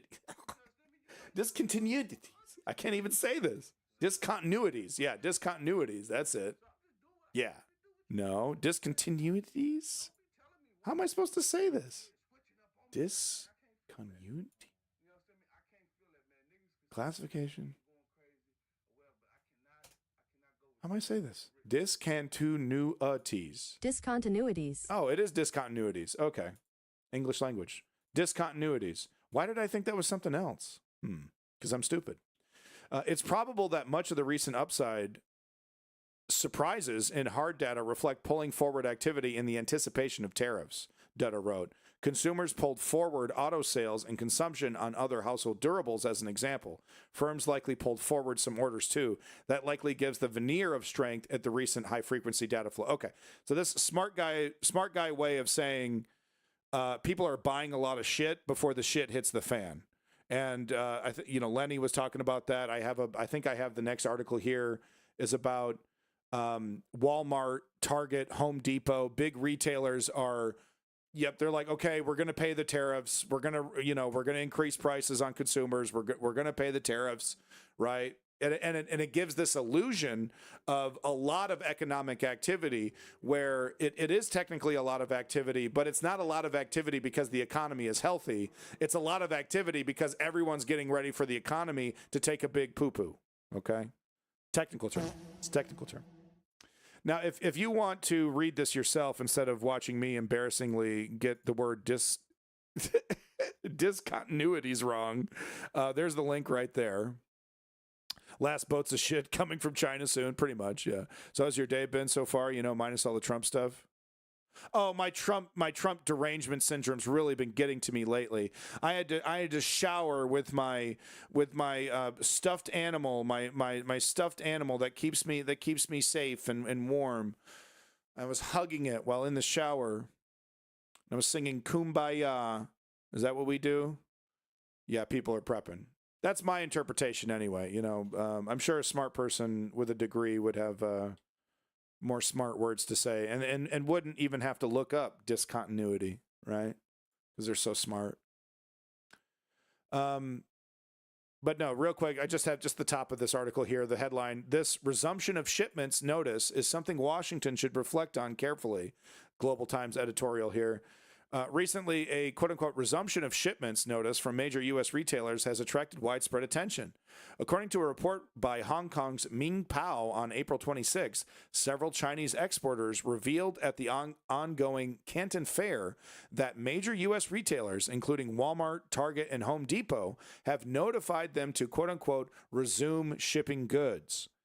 That had been temporarily halted due to the high tariffs imposed by the U.S. on Chinese imports, with the tariff cost to be, quote-unquote, paid by the American buyers. Now, of course, these were the Chinese exports saying that, not Walmart.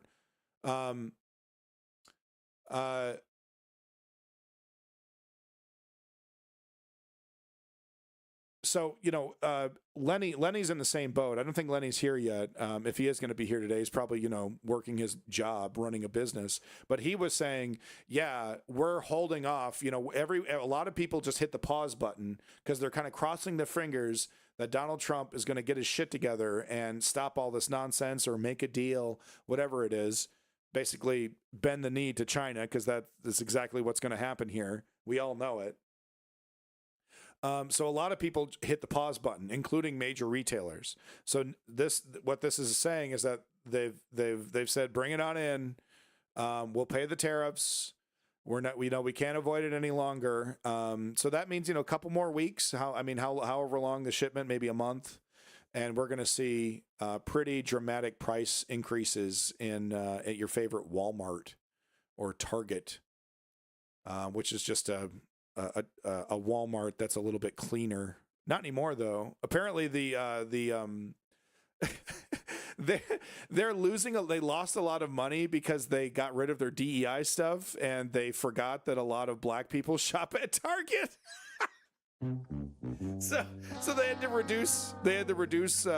Staff, and it's kind of a trend on social media of people taking pictures of Targets that are completely fucking trashed because no one's cleaning up anything. So things are going really well for Target. I feel so bad. Okay. More stuff on how people are reacting. Master Liberties, you seem to be interested in this specifically. Welcome back, Johnny Bananas, by the way. But more people reacting to the wildly anti-constitutional actions, ignoring the Supreme Court, ignoring judges, trying to arrest judges. This is more clips from that really amazing Chuck Grassley town hall. If you don't know who Chuck Grassley is, Republican piece of shit, in a similar vein to Mitch McConnell, but less clever, less craven. Yeah, exactly. Johnny Bananas. Cry me a fucking river, Evita. So this is good stuff here. This is good stuff because they're literally going, he had a tattoo. He had a tattoo as their justification why, I think this is about Abrego Garcia, I believe, is what they're referencing here. This is when I was talking about this. Remember that MAGA guy I was referencing? It's like, you should bring him back. Hey, Supreme Court said you gotta bring him back, dude. And it's like a MAGA guy, rural dude, but even he understands that, the president needs to follow a court order. Even he gets it, right? He's like, I'm still going to vote for Trump, and I'm still a Trump guy, but I mean, he's going to follow the Supreme Court, right? No, buddy. He had a hat on, but it wasn't a MAGA hat.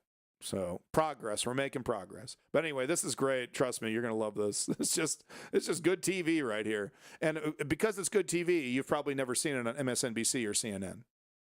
He had tattoos on his body. Tattoos?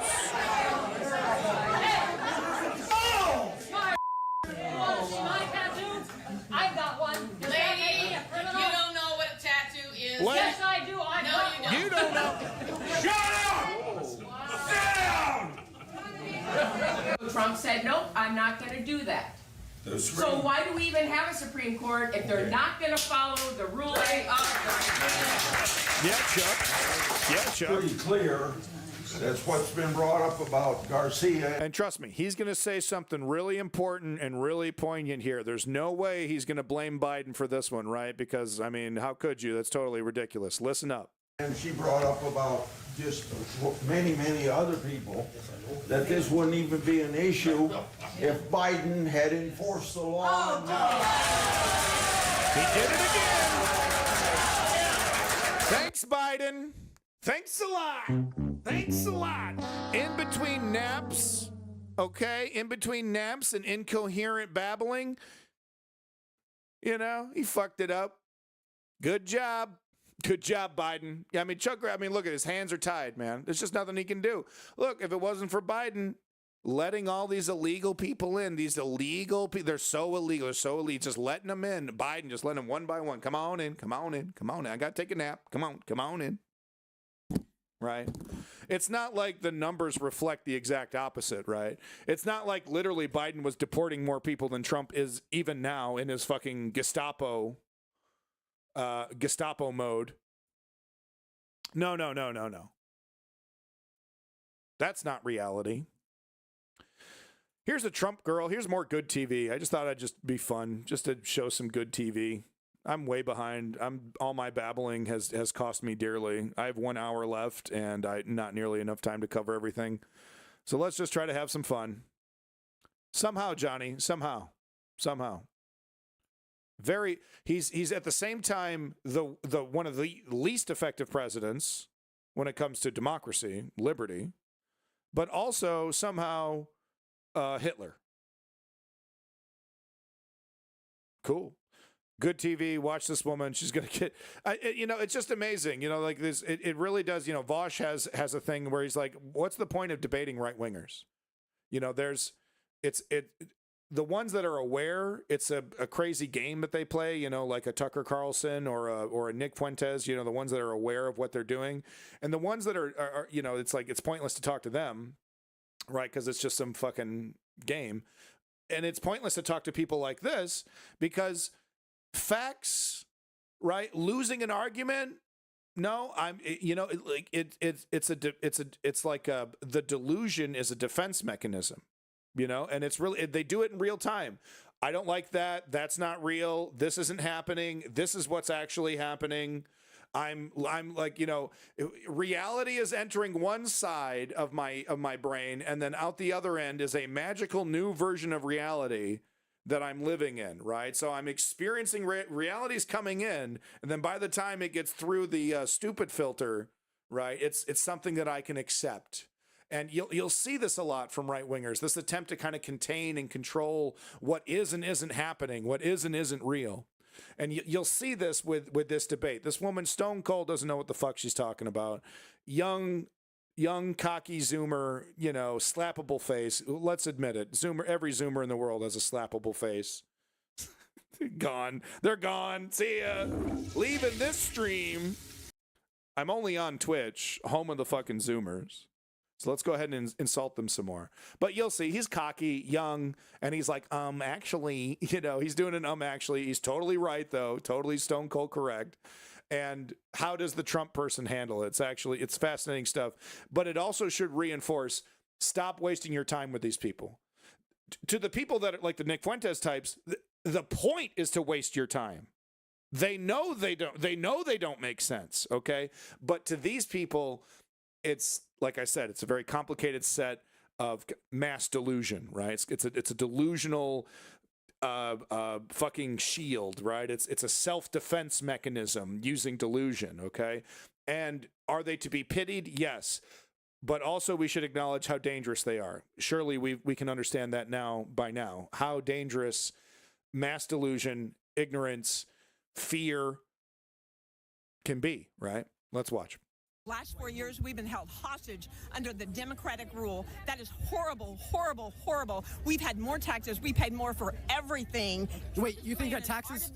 You think that taxes have been like really high in the last 4 years, right? Actually, it's not just that. We paid for everything. The middle-income America, was paying for the Democratic. Yeah, material conditions. I just want to clarify. Yes. You didn't like Biden and Harris's tax code. Totally. I did not. Would you ever vote for it again? No. Under any circumstances? No. It was Trump's tax code. No, it was Obama's. It was Obama's. In 2017, Donald Trump passed the Tax Cuts and Jobs Act, in which was his tax code and set to expire this year, meaning under the entire... Right, so he's got the receipts. He's totally 100% correct.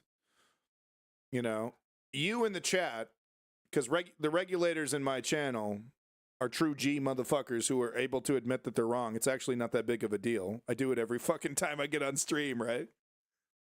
By the way, correction for Davey coming up on Saturday. We will get into it. There's going to be a Davey discussion. He was technically correct, but also technically incorrect, but we're going to discuss that on Saturday. So look forward to the big Davey correction coming up on Saturday. It's going to be a lot of fun.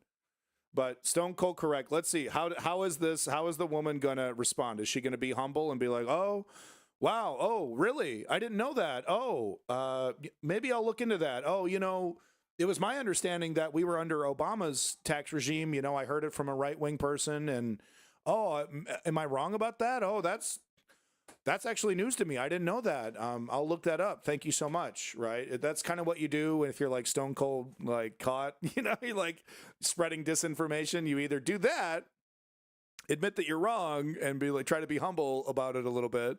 Be like, oh, I was misinformed. Or you do this. Biden-Harris administration, we were under Donald Trump's tax code. You just told us that you hated that tax code and you never vote for it again under any circumstances. I would never vote for a Democratic regime ever. So it had nothing to do with what they were doing and all to do with the fact that they're Democrats. Party over country every single day. You're a member of a cult. Okay. Yeah. Okay. Thanks. Yeah. That's gonna. I mean, you're never gonna change your mind. So you might as well get your dig in. But I don't know. Is that gonna? I don't know, guys. I don't know. Some people like this shit. Some people like this cocky shit. I think we should be more aggressive, right? I do agree it's a cult. I don't know. Maybe it's just him being young. You having more life than me. Maybe that's it. I'm just jealous. I'm just straight up fucking jealous. I just want to reach out, steal 20 years of your fucking life. Immediately put you in your 40s. That's it. That's what's going on here. He used lib jujitsu to confuse me. Yeah, exactly. Yeah. The light hasn't left his eyes yet. Exactly. I'm going to steal the light right out of his eyes. Also, the Zoomer doesn't mention Repubs past the tax break. Yeah, I mean, you know, it's hard, dude. When you're sparring, when you're right there, you know, it's hard to like get every little point across, and you know, it's difficult doing that. So we talked about this fucking failure of a so-called Democrat. Don't get confused by Vancouver. I believe this is Vancouver, Washington. I believe. It's one of the Vancouvers in America. But if you remember, if you're a longtime viewer, a regulator in the chat, you might remember me completely taking a shit on the 4 Democrats that voted for the SAVE Act. That is literally an act that is like the Handmaid's Tale Act that's going to make it incredibly difficult for women to vote, sets us back decades, and last time I checked, didn't even need Democratic support to pass. Didn't even need the 4 Democrats to vote for it to pass. And they're doing it anyway. So this is one of the reps that I was naming and shaming. And this is the town hall that she did. Now, credit to her for doing a town hall, unlike some of the cowards. But honestly, you're going to do a town hall like this, and you're going to what? She basically defends herself. says that she had to do it, tries to recontextualize, tries to tweak the message. No, tries to pass the buck, right? I had no choice. It's the right thing, and I believe in election integrity. How about you step down? You John Fetterman, you fucking John Fetterman clone, right? Did you? No, I'm going to go out on a limb here. I haven't seen a single fucking campaign commercial from Marie Glusenkamp here, but I'm going to go out on a limb and say that she didn't campaign on setting women's voting rights back decades. Run the clip if you got it, though. Hi, I'm Marie Glusenkamp, and if you vote for me, I'm going to go right along with the fascist agenda to set back women's voting for decades. Vote for me, I'm a Democrat, apparently. Clueless Camp, yeah! Factor NYC, I appreciate you being here, even though we both agree, I don't belong up here. Do you want to come up here and do this? I'll take your spot. What are you up to? I'll just trade places. You can come on up here. You know what you're talking about. But no. This is good TV, baby. More of this. And like, did she learn anything? That's the question. Did she learn anything? Doesn't look like she's having a good time. You really want to keep this going? You want to try to defend this behavior and just keep this going? And it worked for Manchin. It worked for Kristen Sinema. Yeah, Kristen Sinema. Yeah, everyone loves her. Yeah, she's doing great. You really want to go down this route? Appeasing fascists? Anyway, let's get to it.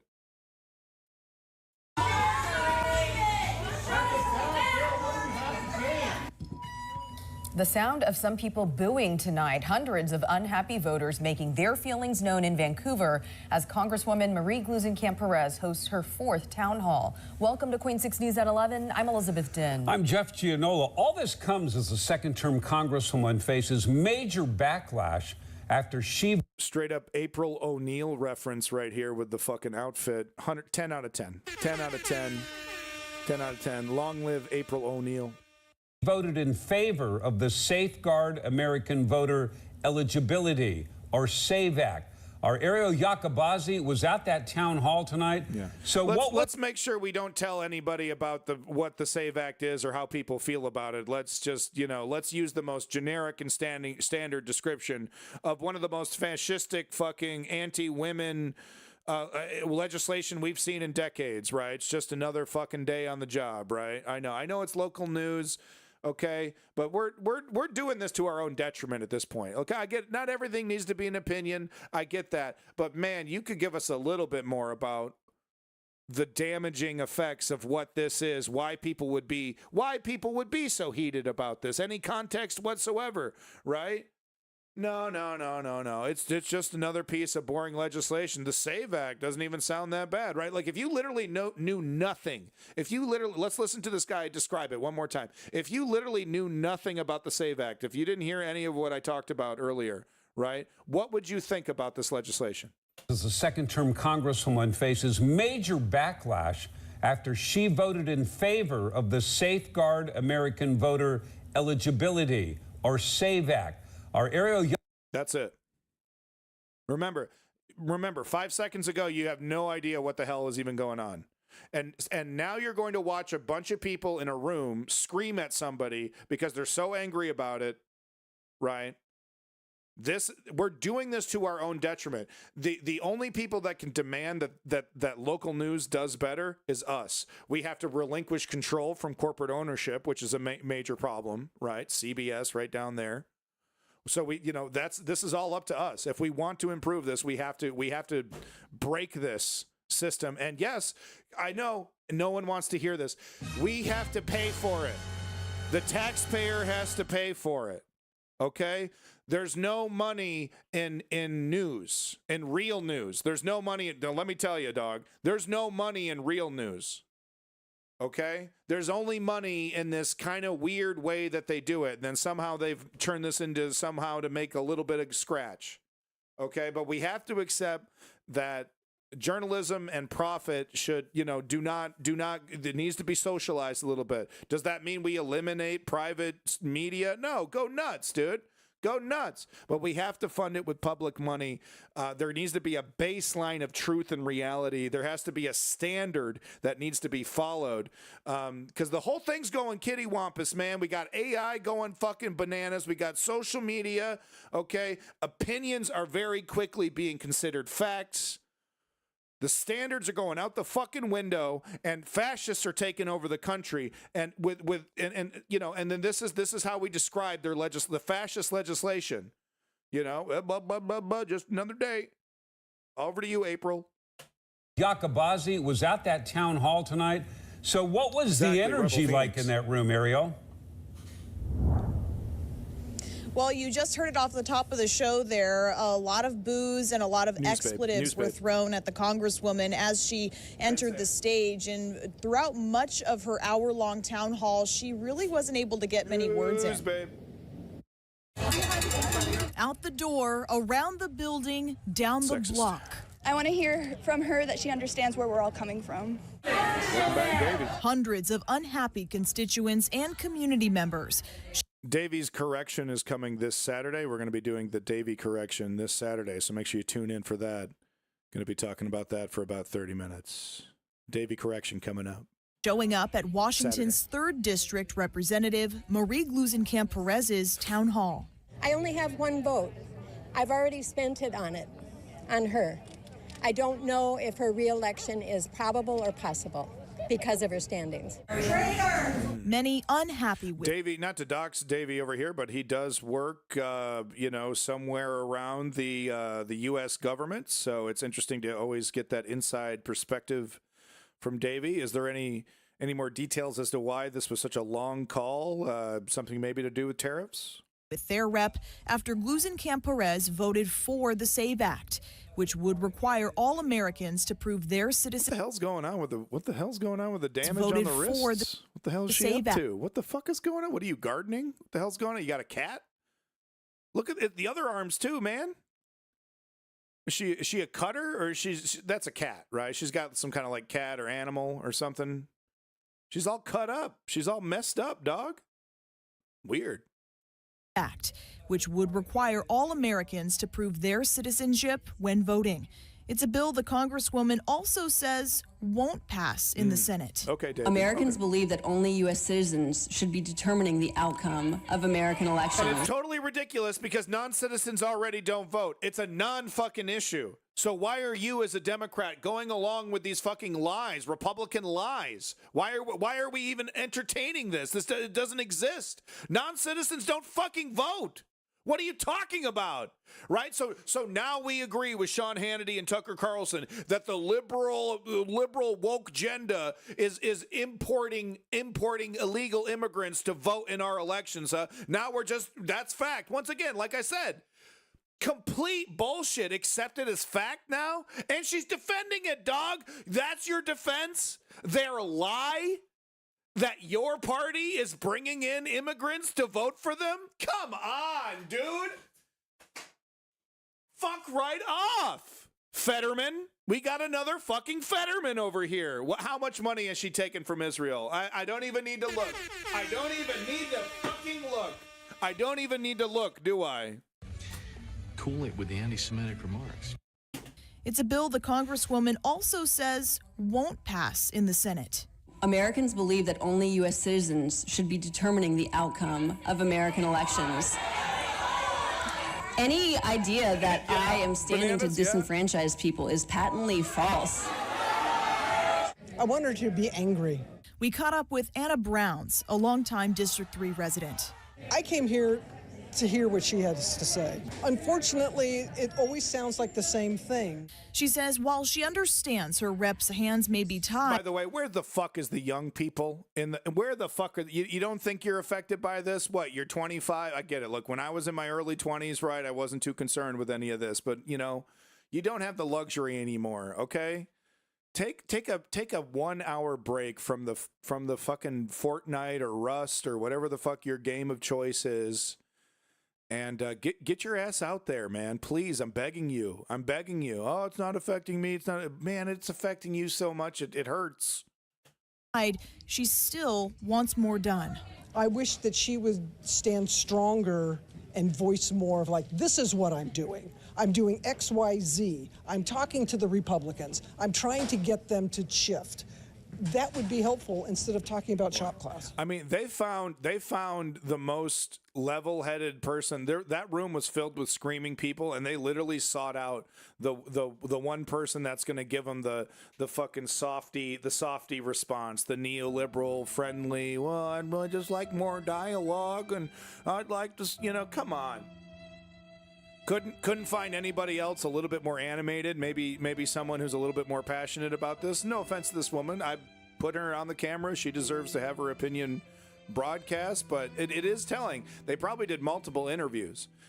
And they probably picked this one for a reason, right? It's pretty fucking soft on the Democrats, right? Going kind of easy on them, right? And look, that's okay. That's her opinion. That's how she feels. But was that the general vibe of the room that you were getting from that footage that we just watched?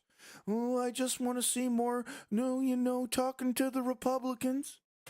Stevenson High School lost their shop teacher. Glusenkamp Perez closing out her 4th town hall with many constituents still not satisfied. Right. Let's not talk to the guy with the fucking Constitution in his fucking hand. I guarantee you that's the motherfucking Constitution. I guarantee you, dude. Or maybe the Bible. Could be. It could go either way. Actually, could go either way. Some young folks. We got some young folks here in the back. All right, couple young folks. Props to you. Props to the young folks showing up. It's probably the young Bible thumpers that are like super right wing, right? It's probably you just can't win, man. You can't win, dude. You're fucked. You're so fucked. It's fine.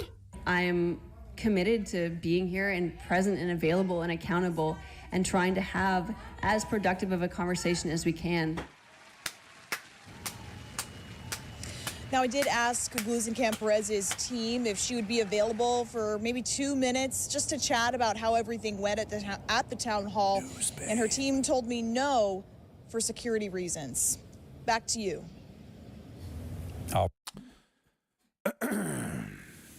I'm not going to make another comment, except to say that step down. I mean, look, really. We're doing this, People are really concerned about illegals voting in our elections. No, they're actually not. They're actually not. Go to the fucking grocery store. Groceries. It's an amazing word. Groceries. You ever heard it? But no, go to a fucking grocery store and just, just walk up to somebody. Hey, I'm sorry. I got a bet with my friend. What is the most important political issue to you right now? Oh, illegal immigrants voting in our elections. Oh, yeah, every time. People so concerned about it. People just really, really can't sleep at night. That's how they're winning. That's how the Democrats are winning, right? Because the Democrats are really doing a whole lot of winning lately, right? Oh, yeah, it's the illegal immigrants. Yeah. Really racking up them dubs.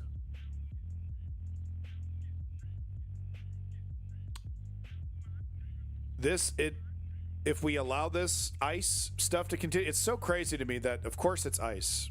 We said the same thing. The lefties, when we saw that, because this is like a squeaky brand new department, right along with a Department of Homeland Security. You might be too young, some of you, if you're Zoomers. For you, it's like, oh, we've always had Department of Homeland Security. No, we haven't. It was some cockamamie bullshit after 9/11. We didn't need it. We had departments that handled all these things. It was redundant. ICE and Homeland Security. We have a Department of Immigration. What do we need ICE for? It was clear during the formation of these departments that it was about creating these departments where the executive branch has more control. And what do we see But ICE turned into the personal fucking Stasi. And yes, they are laying the groundwork. Oh, well, they're not going after Americans. They actually are. Yes, they are going after Americans. And what are they saying here, right? If you see, and hold on, let me read this really quick and talk about how awesome it is to be a kidnapper. From Jeff Upholf over here at Blue Sky. Props to you for using Blue Sky. ICE is now asserting it's a federal crime for bystanders to request that masked people in plain clothes show identification as they're handcuffing folks and stuffing them into unmarked vans. So we saw this with the guy getting arrested in the courtroom, right? Following the law, okay, by the way, following the law, probably trying to do all the paperwork. And here's ICE coming in for the, easy pickings, making a big show of it. Totally, one guy's wearing a fucking ski mask, and the other one is just some schmuck. Some fucking schmuck in some cheap fucking JCPenney clothes. Oh, I'm an officer. I'm an officer of the law. You got to listen to what I say. I'm from ICE. You got to listen to what I say. Everyone's like, whoa, what the fuck is going on? Some Republican voting schmuck gets to black bag brown people and toss them into an unmarked van, and then they legitimately disappear. Legitimately, now we're seeing, like I showed you earlier, no documentation, no nothing. We have no idea where we even put them. Good luck getting them out of there. Come on. If this doesn't get you in the streets, you don't fucking care. You don't care about yourself. You don't care about your neighbors. You don't care about your family. You don't fucking care. All right? You've proved it to everybody at this point. If you are aware of how dangerous this is and you still don't act, just stop fucking pretending, okay? And just get the fuck out of my way. Because you're the last motherfucker that should be having an opinion. You lap dogs. This is it, man. Oh, what is the definition of fascism? It's this.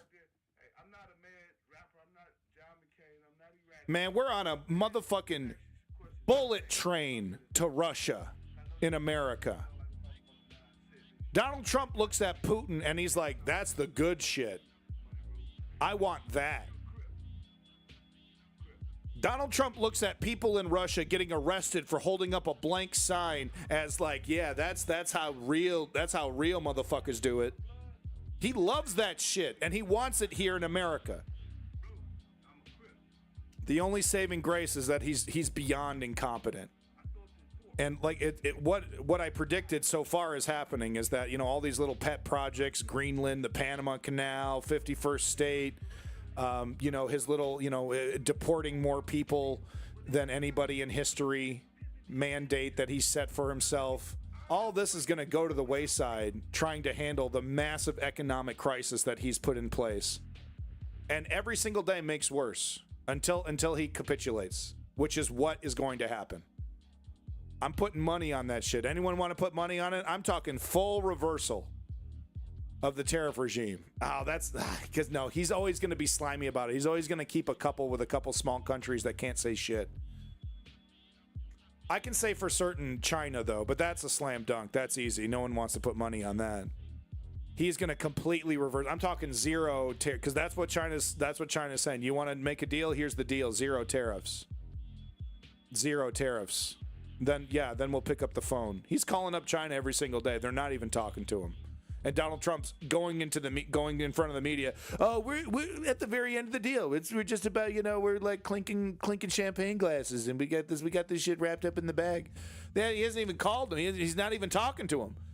He's calling him up though. He's trying. I know. What do you want from me? She did a great. She's actually been doing really well. Talking about, because she's got a very clear target. She's less interesting to watch when there's a Democratic president and she's like, kind of running defense, trying to muddy the waters and make things more murky and look over here, look over there. right? It's a way to defend the Democratic establishment without directly defending the Democratic establishment. Kind of overversion, kind of, you know, you're not talking about the failures of the Barack Obama administration, right? You're not talking about the failures of Joe Biden. You're focusing on right wing did this, right wing did that, right wing did this. What would have helped the Joe Biden administration? Did the bending of the knee and full-throated defense of the Joe Biden administration help Joe Biden, or did it hurt Joe Biden? Right, make bad decisions, right? Kind of reinforce his bad decisions. Right. Once again, back to that. You got nothing to lose. Why not? Why not criticize the neoliberal establishment more? Why? The answer is MSNBC. They're owned by billionaires. Please, G. Yeah, exactly. Please call me, please. Oh, he's gonna pick up this time. Hold on, it's ringing. Hold on. Oh, yeah. Hello. Oh, it's voicemail. Oh, it's voicemail. That shit. No, get him next time. We'll call him in a minute. We'll call him in a couple minutes. It's okay. Obama. Yeah, I'll get this done by tomorrow. Sir, you've already promised to the media that this was almost complete, and they're not even picking up the phone call. Yeah, it's okay. Don't panic. Don't get yippy. Come on. Don't get yippy here. I'm only crashing the economy. It's okay. I know exactly what I'm doing. I was completely expecting this 100%. Anyway, back to this rogue scholar, Rachel Maddow. Yeah, Biden. Yeah. And so does Bernie Sanders. Shouldn't be a panicking. What are you being a panicking for? Sir, the bond market's super fucked. We're gonna fucking die. You're just being yippy. You're just being yippy. Let's double down and institute tariffs we haven't seen since the 1930s. That's the solution. That's how we do it. My Trump comes and goes. I sometimes it's like he possesses me and I get it perfectly, and other times it's like you're the worst Trump impression I've ever heard in my life. I don't know why. I don't know what it is. Maybe it's the marijuana. Okay. We're not going to watch this whole thing. Maybe we will. I don't know. But because it was really good, though. That's why I put it up there. I try to reduce the amount of Rachel Maddow to an absolute minimum. Okay? But she's been doing really well. And once again, are you really going to stop doing this after this first 100 days shit, right? Because the idea was you're going to go back to your fucking podcast. What are you going to go back to your fucking, what are you, writing a play? Come on. Quit fucking around, okay? If you're going to be digging in and digging in the dirt and getting the details and doing proper journalism, okay, get your ass back in front of a camera, because God help us all, people like watching you. She's the most popular thing in liberal media, dog. I'm not even fucking with you. It's MSNBC and like some schmucks, okay? And there's a couple guys, it's okay, you know, Ari Melber, he's okay. There's another motherfucker, I can't remember his name, he's okay. But that's about it, right? The people who, and that's important. That's important. We don't have a lot of that on the left. The pseudo left, corporate left even, right? It's all Joe Rogan. This whole thing is like manosphere, fucking alpha male bullshit, right? And we got little pockets, right? So I'm just, as much as I despise Rachel Maddow's corporate fucking defense of neoliberalism, right? Like, I don't want to throw the baby out with the bathwater, right? What happens when we don't have Rachel Maddow and we don't, like, you know, it's like, who's going to fill this spot, you know? Who? Tim Pool, you know? Like, God help us all. Like, it can get worse than Rachel Maddow, maybe is the point I'm trying to make. It seems impossible, but it can. Going very, very dramatically south for Trump with the American Great example, public. Exactly. It's already worse than Rachel Maddow with Morning Joe, right? But... God, I mean, there's no defense of Morning Joe. No, you can only defend the there's no defense of that. There just isn't. Anyway, back to Rachel here. Let's do it. Sorry, 7 minutes. Back to it. Going very, very dramatically south for Trump with the American public in truly overwhelming numbers and over the widest possible breadth of issues. Possibly. And you know, correlation is not Johnny causation, Bananas, but that is happening at the same time that things are going south for Trump in terms of him just being stopped when he's trying to do stuff. Yeah, Americans of various stripes and in various positions associated with various institutions just stopping him from doing what he's trying to get away with. Yeah, this week, for example, Trump has been blocked by 2 more judges, one in Colorado, one in New York, both prohibiting him from using the Alien Enemies Act from the fricking 1700s to try to disappear any more people without giving them the opportunity to contest what he's calling them and what he's doing to them. In New York, a federal district court judge extended his earlier order blocking Trump on this issue. He said in his ruling this week, quote, "This is not the Inquisition. It is not medieval times. This is the United States of America." Yeah, speaking of the Black Death, now yet another federal judge has ordered Trump to return to the United States, yet another man who Trump sent to that prison in El Salvador.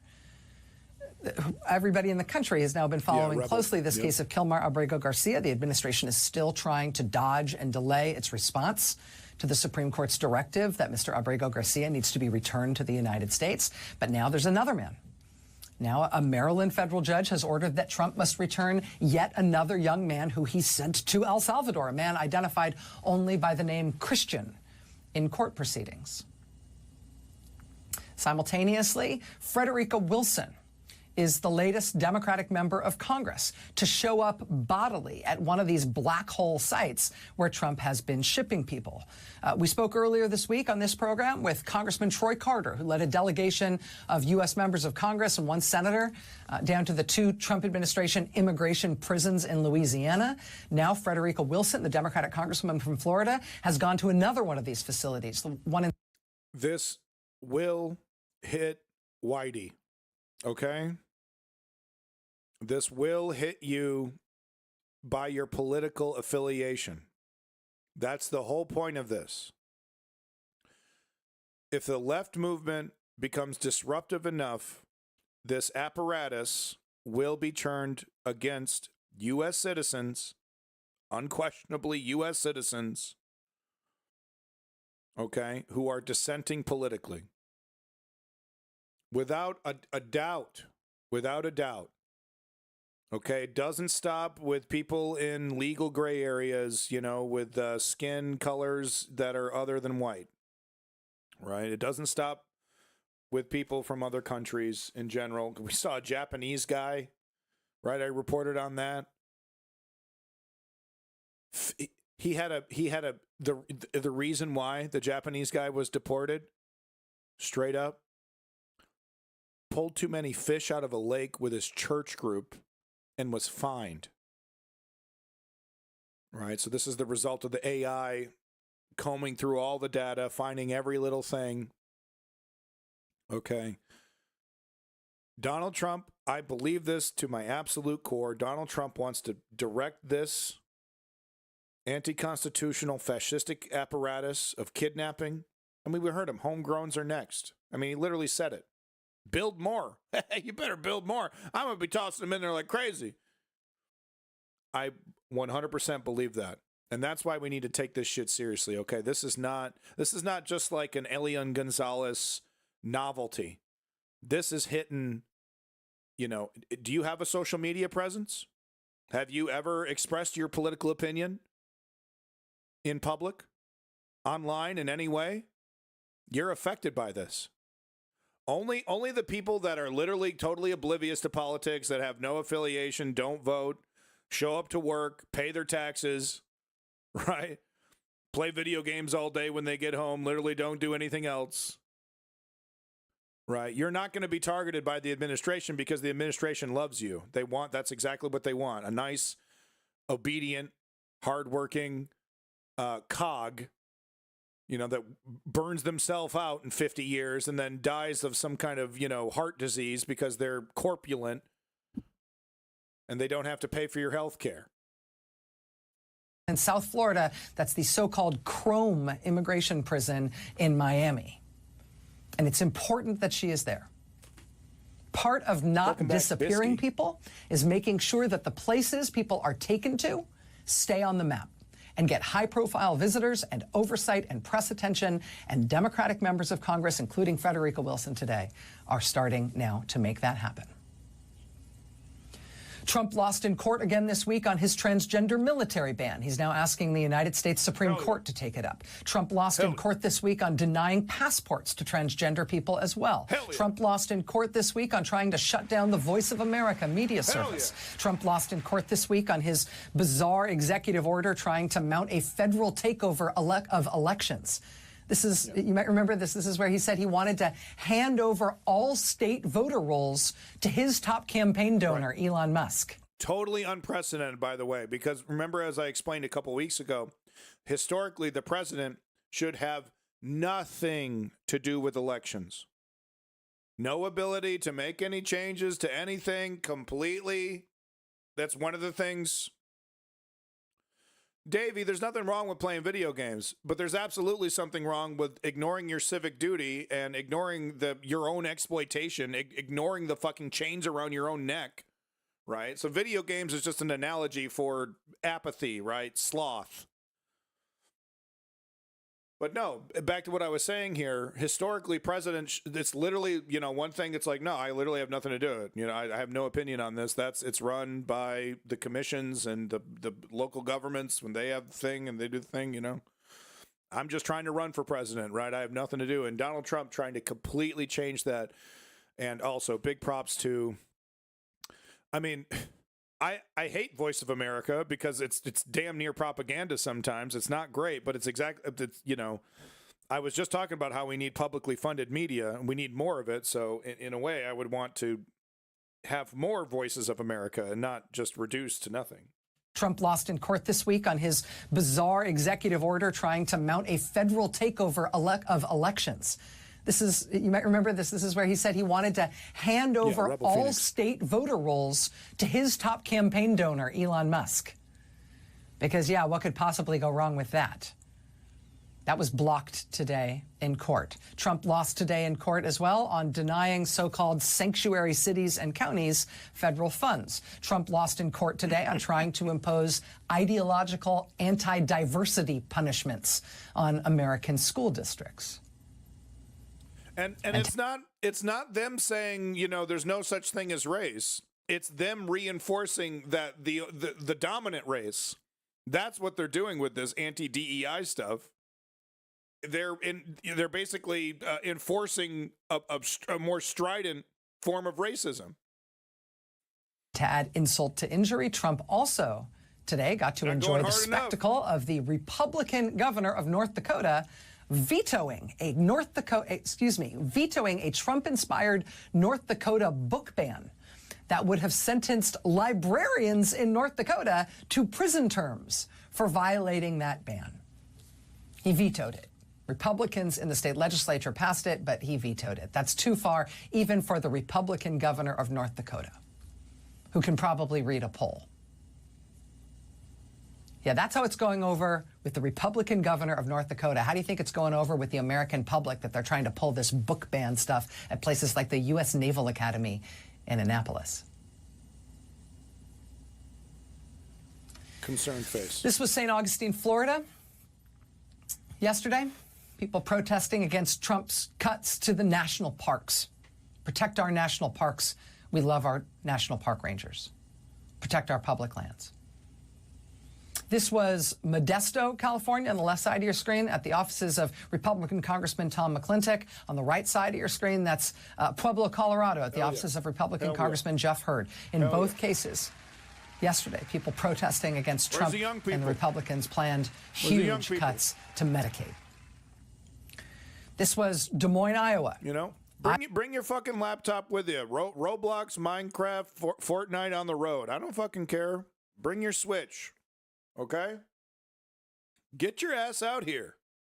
Iowans rally for the rights of the deported. People rallying in Des Moines on the left side of your screen, and on the right side of your screen, people rallying at the federal building in Rochester, New York. In both cases, telling Trump to obey court orders, to stop disappearing people without due process.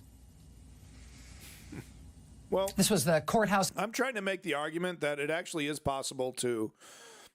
I know it sucks. It does suck. I'm not trying to sit here and say that it isn't a sacrifice, but you can do both, right? You just have to do a little bit less TikToking, a little bit less whatever, having fun, Okay. And, that's why I talk about, it being a lifestyle, political activism, right? Because it requires an understanding that this is going to be sacrificial. I'm giving something, right? In Charlottesville, Virginia, on the left side of your screen, people turned up. They're furious yesterday to protest after Trump's agents arrested immigrants inside the courthouse yesterday. And on the right side of your screen, that's Burlington, Vermont, where people again protested at the federal building in support of Vermont resident Mohsen Madawi, who was arrested, you will remember, at his U.S. citizenship pull out your phone. test. I don't care.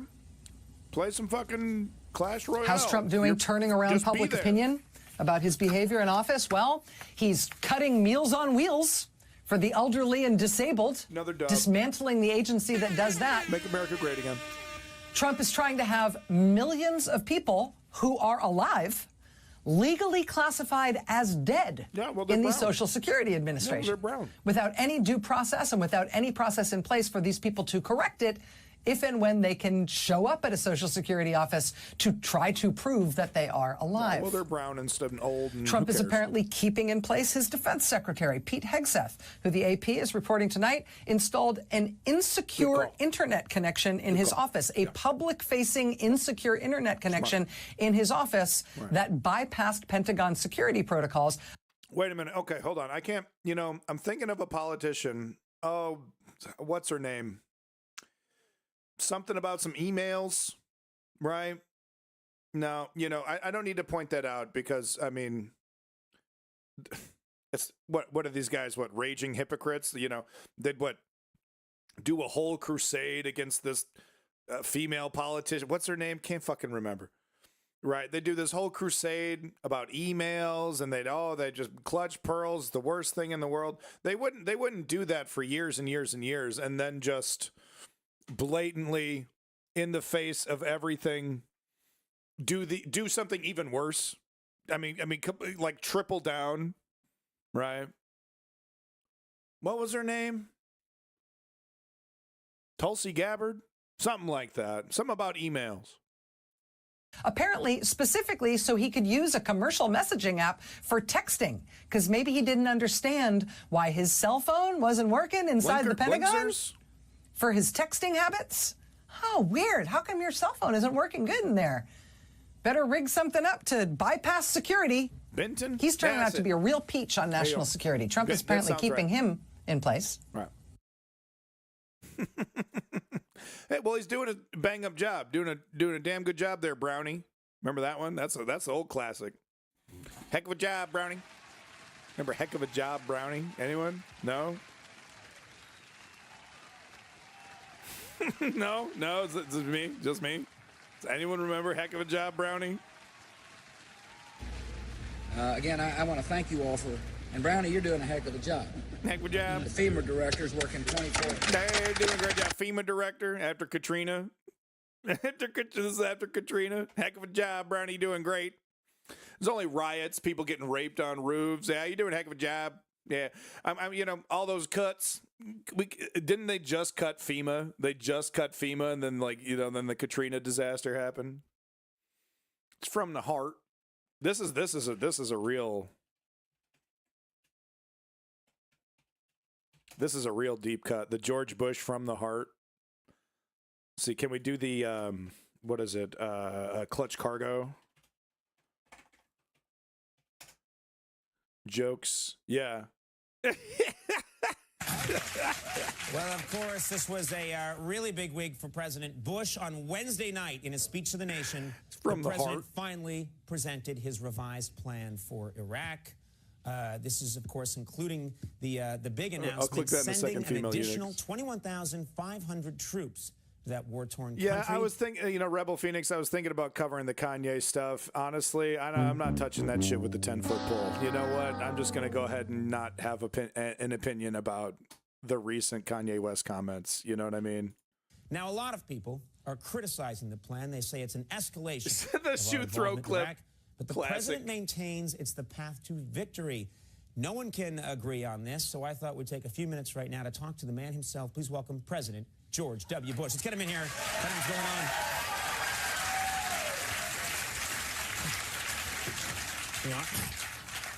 going Welcome to the show, Mr. President.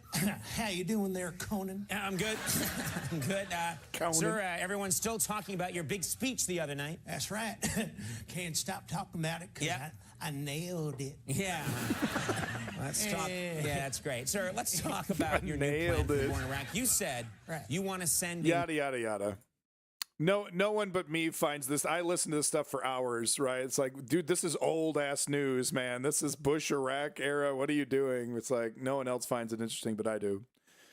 But no, the Bushisms, man, the Bushisms, they go way back. All right, I have time for one more video. And this ironically literally I just got to my old news. That was the first clip from this list. Let's go ahead and do this Nick Fuentes thing real quick. It's a quick little fart. We'll get this out of the way. Nick Fuentes not so subtly hints that there are groypers in the Trump administration. My guess is that Stephen Miller is a big fan of Nick Fuentes, if I had to guess, in terms of the highest ranking groyper in the White House right now. It'd be Stephen Miller, the bald guy right out of a concentration camp, just fucking, just danced his way out of Auschwitz to be the, I don't know, what the fuck is his, what is Stephen Miller? What is his title? What is he? Deputy, House Deputy Chief of Staff, which is actually a really, really important, like this guy is actually, pretty high up in government actually. But yeah, no, he literally looks like this. I think he's the groyper that Nick Fuentes is talking about here. Let's go ahead and get the clip. Yeah, biggest fan of historical. Yeah, he's all about the Great Replacement theory. He's all about the poison, the scourge of illegal immigration coming in and making the country more unsafe. He's quite a zealot for that kind of stuff.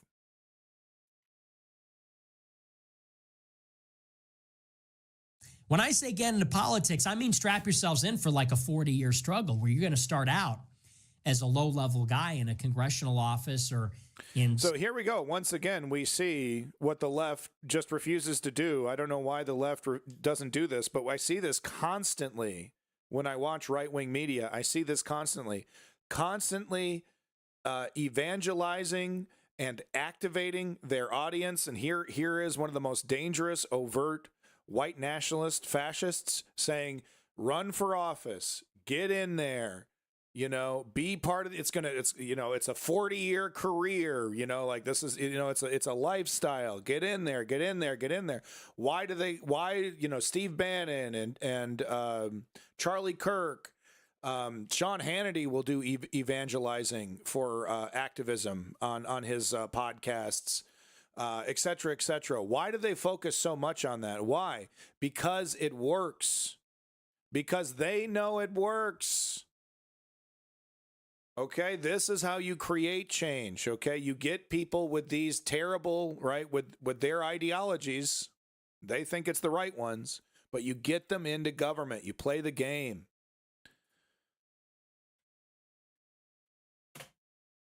When I say get into politics, I mean strap yourselves in for like a 40-year struggle. Sometimes you're going to start units. out as a low-level guy in a congressional office or in the transportation department. The transportation department, or one of those departments. You're going to start out in one of those departments at a low level, and that's a little inside joke. And you're going to climb your way up the ladder. Oh, I see. He's making a reference to the Nazis who, kept the trains running on time. Very, very funny stuff, right? Those very same trains who took hundreds of thousands, millions of Jewish people, men, women, and children to death camps. Right, funny stuff. Not as many. Maybe a little bit, but not as many as what the liberals say. Yeah, I mean, maybe they did exist, but not as many as what they say. Look, you want to understand why I'm so angry? Destroy your innocence by doing a deep dive of the nuts and bolts of the average day in a Nazi death camp. I mean, just what they did to children on a daily basis. It should churn your stomach. And look, it's bad, right? Right. No, do a deep dive on a 9 to 5 at a death camp. And then tell me if these kind of jokes are anywhere close to appropriate. You know what I mean? We're not talking about a clever joke. Why is he not allowed to joke about it? Why? Because he wants to recreate it. He wants to rebuild. You know, he loves Hitler, talks about Hitler all the time, loves this white nationalist shit. Tongue in cheek, yeah, just like the Nazis, right? The Nazis knew how to do it, right? The Nazis knew how to do it, yeah, right. And trains run on time, right? That's all I had to say. One of those departments, you're going to start out in one of those departments at a low level, and that's a little inside joke, and you're going to climb your way up the ladder over many years when your guy's in office, when they're not in office, but you got to keep clean. You got to learn how the game is played operationally. Operations is like using encrypted messaging, using good operational security on your phone. What he's describing is how to be a effective crypto fascist, right? Because he's talking about how you're going to hide your power level from the American people while you implement this fascistic agenda, right? You're going to need to play the game, right, to understand how to hold two opinions at the same time. Hillary Clinton talked about it. That's who it was. Hillary. Yeah, okay, yeah, emails, you know. Your girlfriend isn't a spy. Your girlfriend isn't a spy for China or Hungary or fucking Israel. You know, it's like operational security. And you make your career, you make your way up the ladder, and in 40 years, we're going to hope that a Groyper will be in a senior position in a prestigious department, a prestigious federal department. Right. I don't know. I don't know if that's not so subtly hinting. I don't know if he was hinting that there are Groypers, but I would say Stephen Miller is, a casual fan. Casual fan. Benghazi. They did the whole thing, all the hearings that the Democrats aren't doing, all that bluster. I guess the Democrats are doing some hearings, I guess, yeah.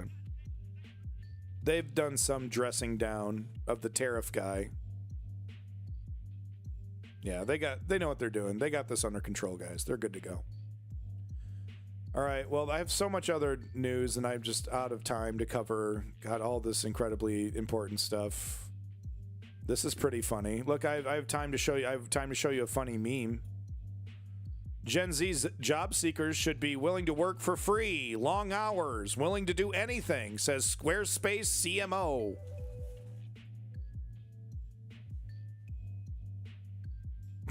This is it, huh? Today's subject, slavery. That's what they want. That's what they want. All right, I'll save that for next time. No problem, Meat Shield. Everyone, look, the whole point of the stream is that, this is about political activism. This is about political activism. This is about embracing the activist lifestyle of asking ourselves, what do we have? What can we give? What do we have time to give? How do we fight back against this? How do we clear the fog of gaslighting, right? What side do I stand on? Maybe there is a lot of waste, fraud, and abuse, right? Like, if you follow the 3-step program, that's all you need to know, the 3-step program. And like I said before, you're either, look, if this doesn't, if ICE kidnapping people, literally disappearing people, throwing them into foreign gulags, if that isn't enough to motivate you, then, I don't think anything really would, at that point. But step 1, we inform ourselves, and that's what we're doing here today, trying to have a little fun doing it. Totally failed.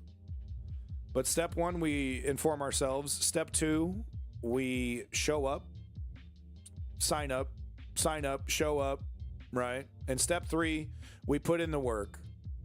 Okay. It's not just a thing we do once in a while. You know, I went to a protest 6 months ago. I'm good. Right? It's like, no.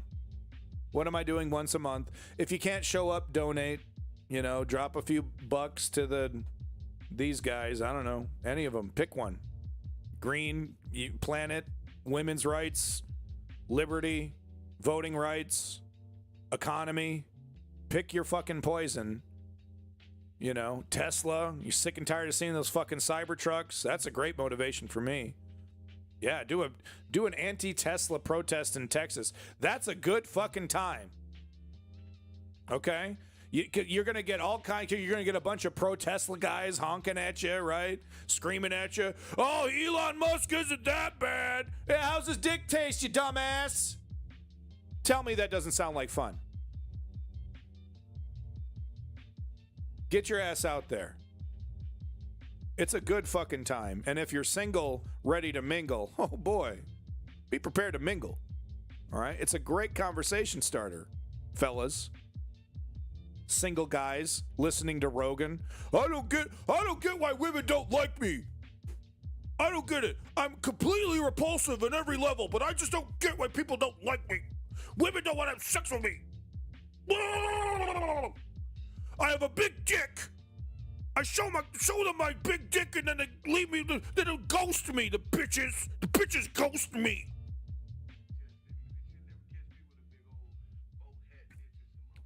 Go talk to a woman, okay? How can I talk to a woman when she doesn't even know what my dick looks like? She doesn't even know that I'm really good at sex. I'm really good at the sex. No. Go talk to a whammon. Go do it. She might reject me, the bitch. Yeah, she might. Or you might just have a conversation with a girl and then it goes nowhere and then that's it. That's the end of the day. What? That whore? What? I invested so much time and money in her, then she ignores me? Calm down. Calm down. It's okay. I showed her a pic of my dick. She ran away.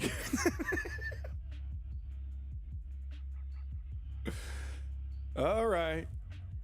Folks, I don't have time to give everybody props. I'm literally late at this point, having too much fun here. But no, big props to you, Female Eunuchs, Clutch Cargo, Rebel, Phoenix, Pun Pun Pa, Meat Shield. Never back down. Thank you, NYC, for coming out. I appreciate it. Thank you. Poodles, big props to you, Poodles. Big props to Davey. Thank you, Davey. Davey Correction coming on Saturday. Look forward to that. Johnny Bananas, big props. Turn that shit up. Turn that shit up. Big props to Rebel Phoenix once again. All you lurkers. Thank you, the lurkers. Bisky, big props to Bisky. Factor NYC, big props. Tisrio, big props. Thank you for coming in, Tisrio. I always say I don't have time and then I do this because, you know, you guys deserve it. You deserve the props. Motherfuckers deserve the props. Master Liberty, thank you for sticking around, Master Liberty. Appreciate it, Master Liberty. Nicholas, I think. Another day in hell world, you know, baby. T-minus 2011.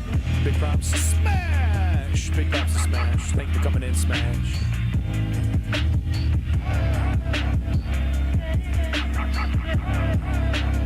Big props, big props, big props, big props. I'm gonna go pick up my kid from daycare.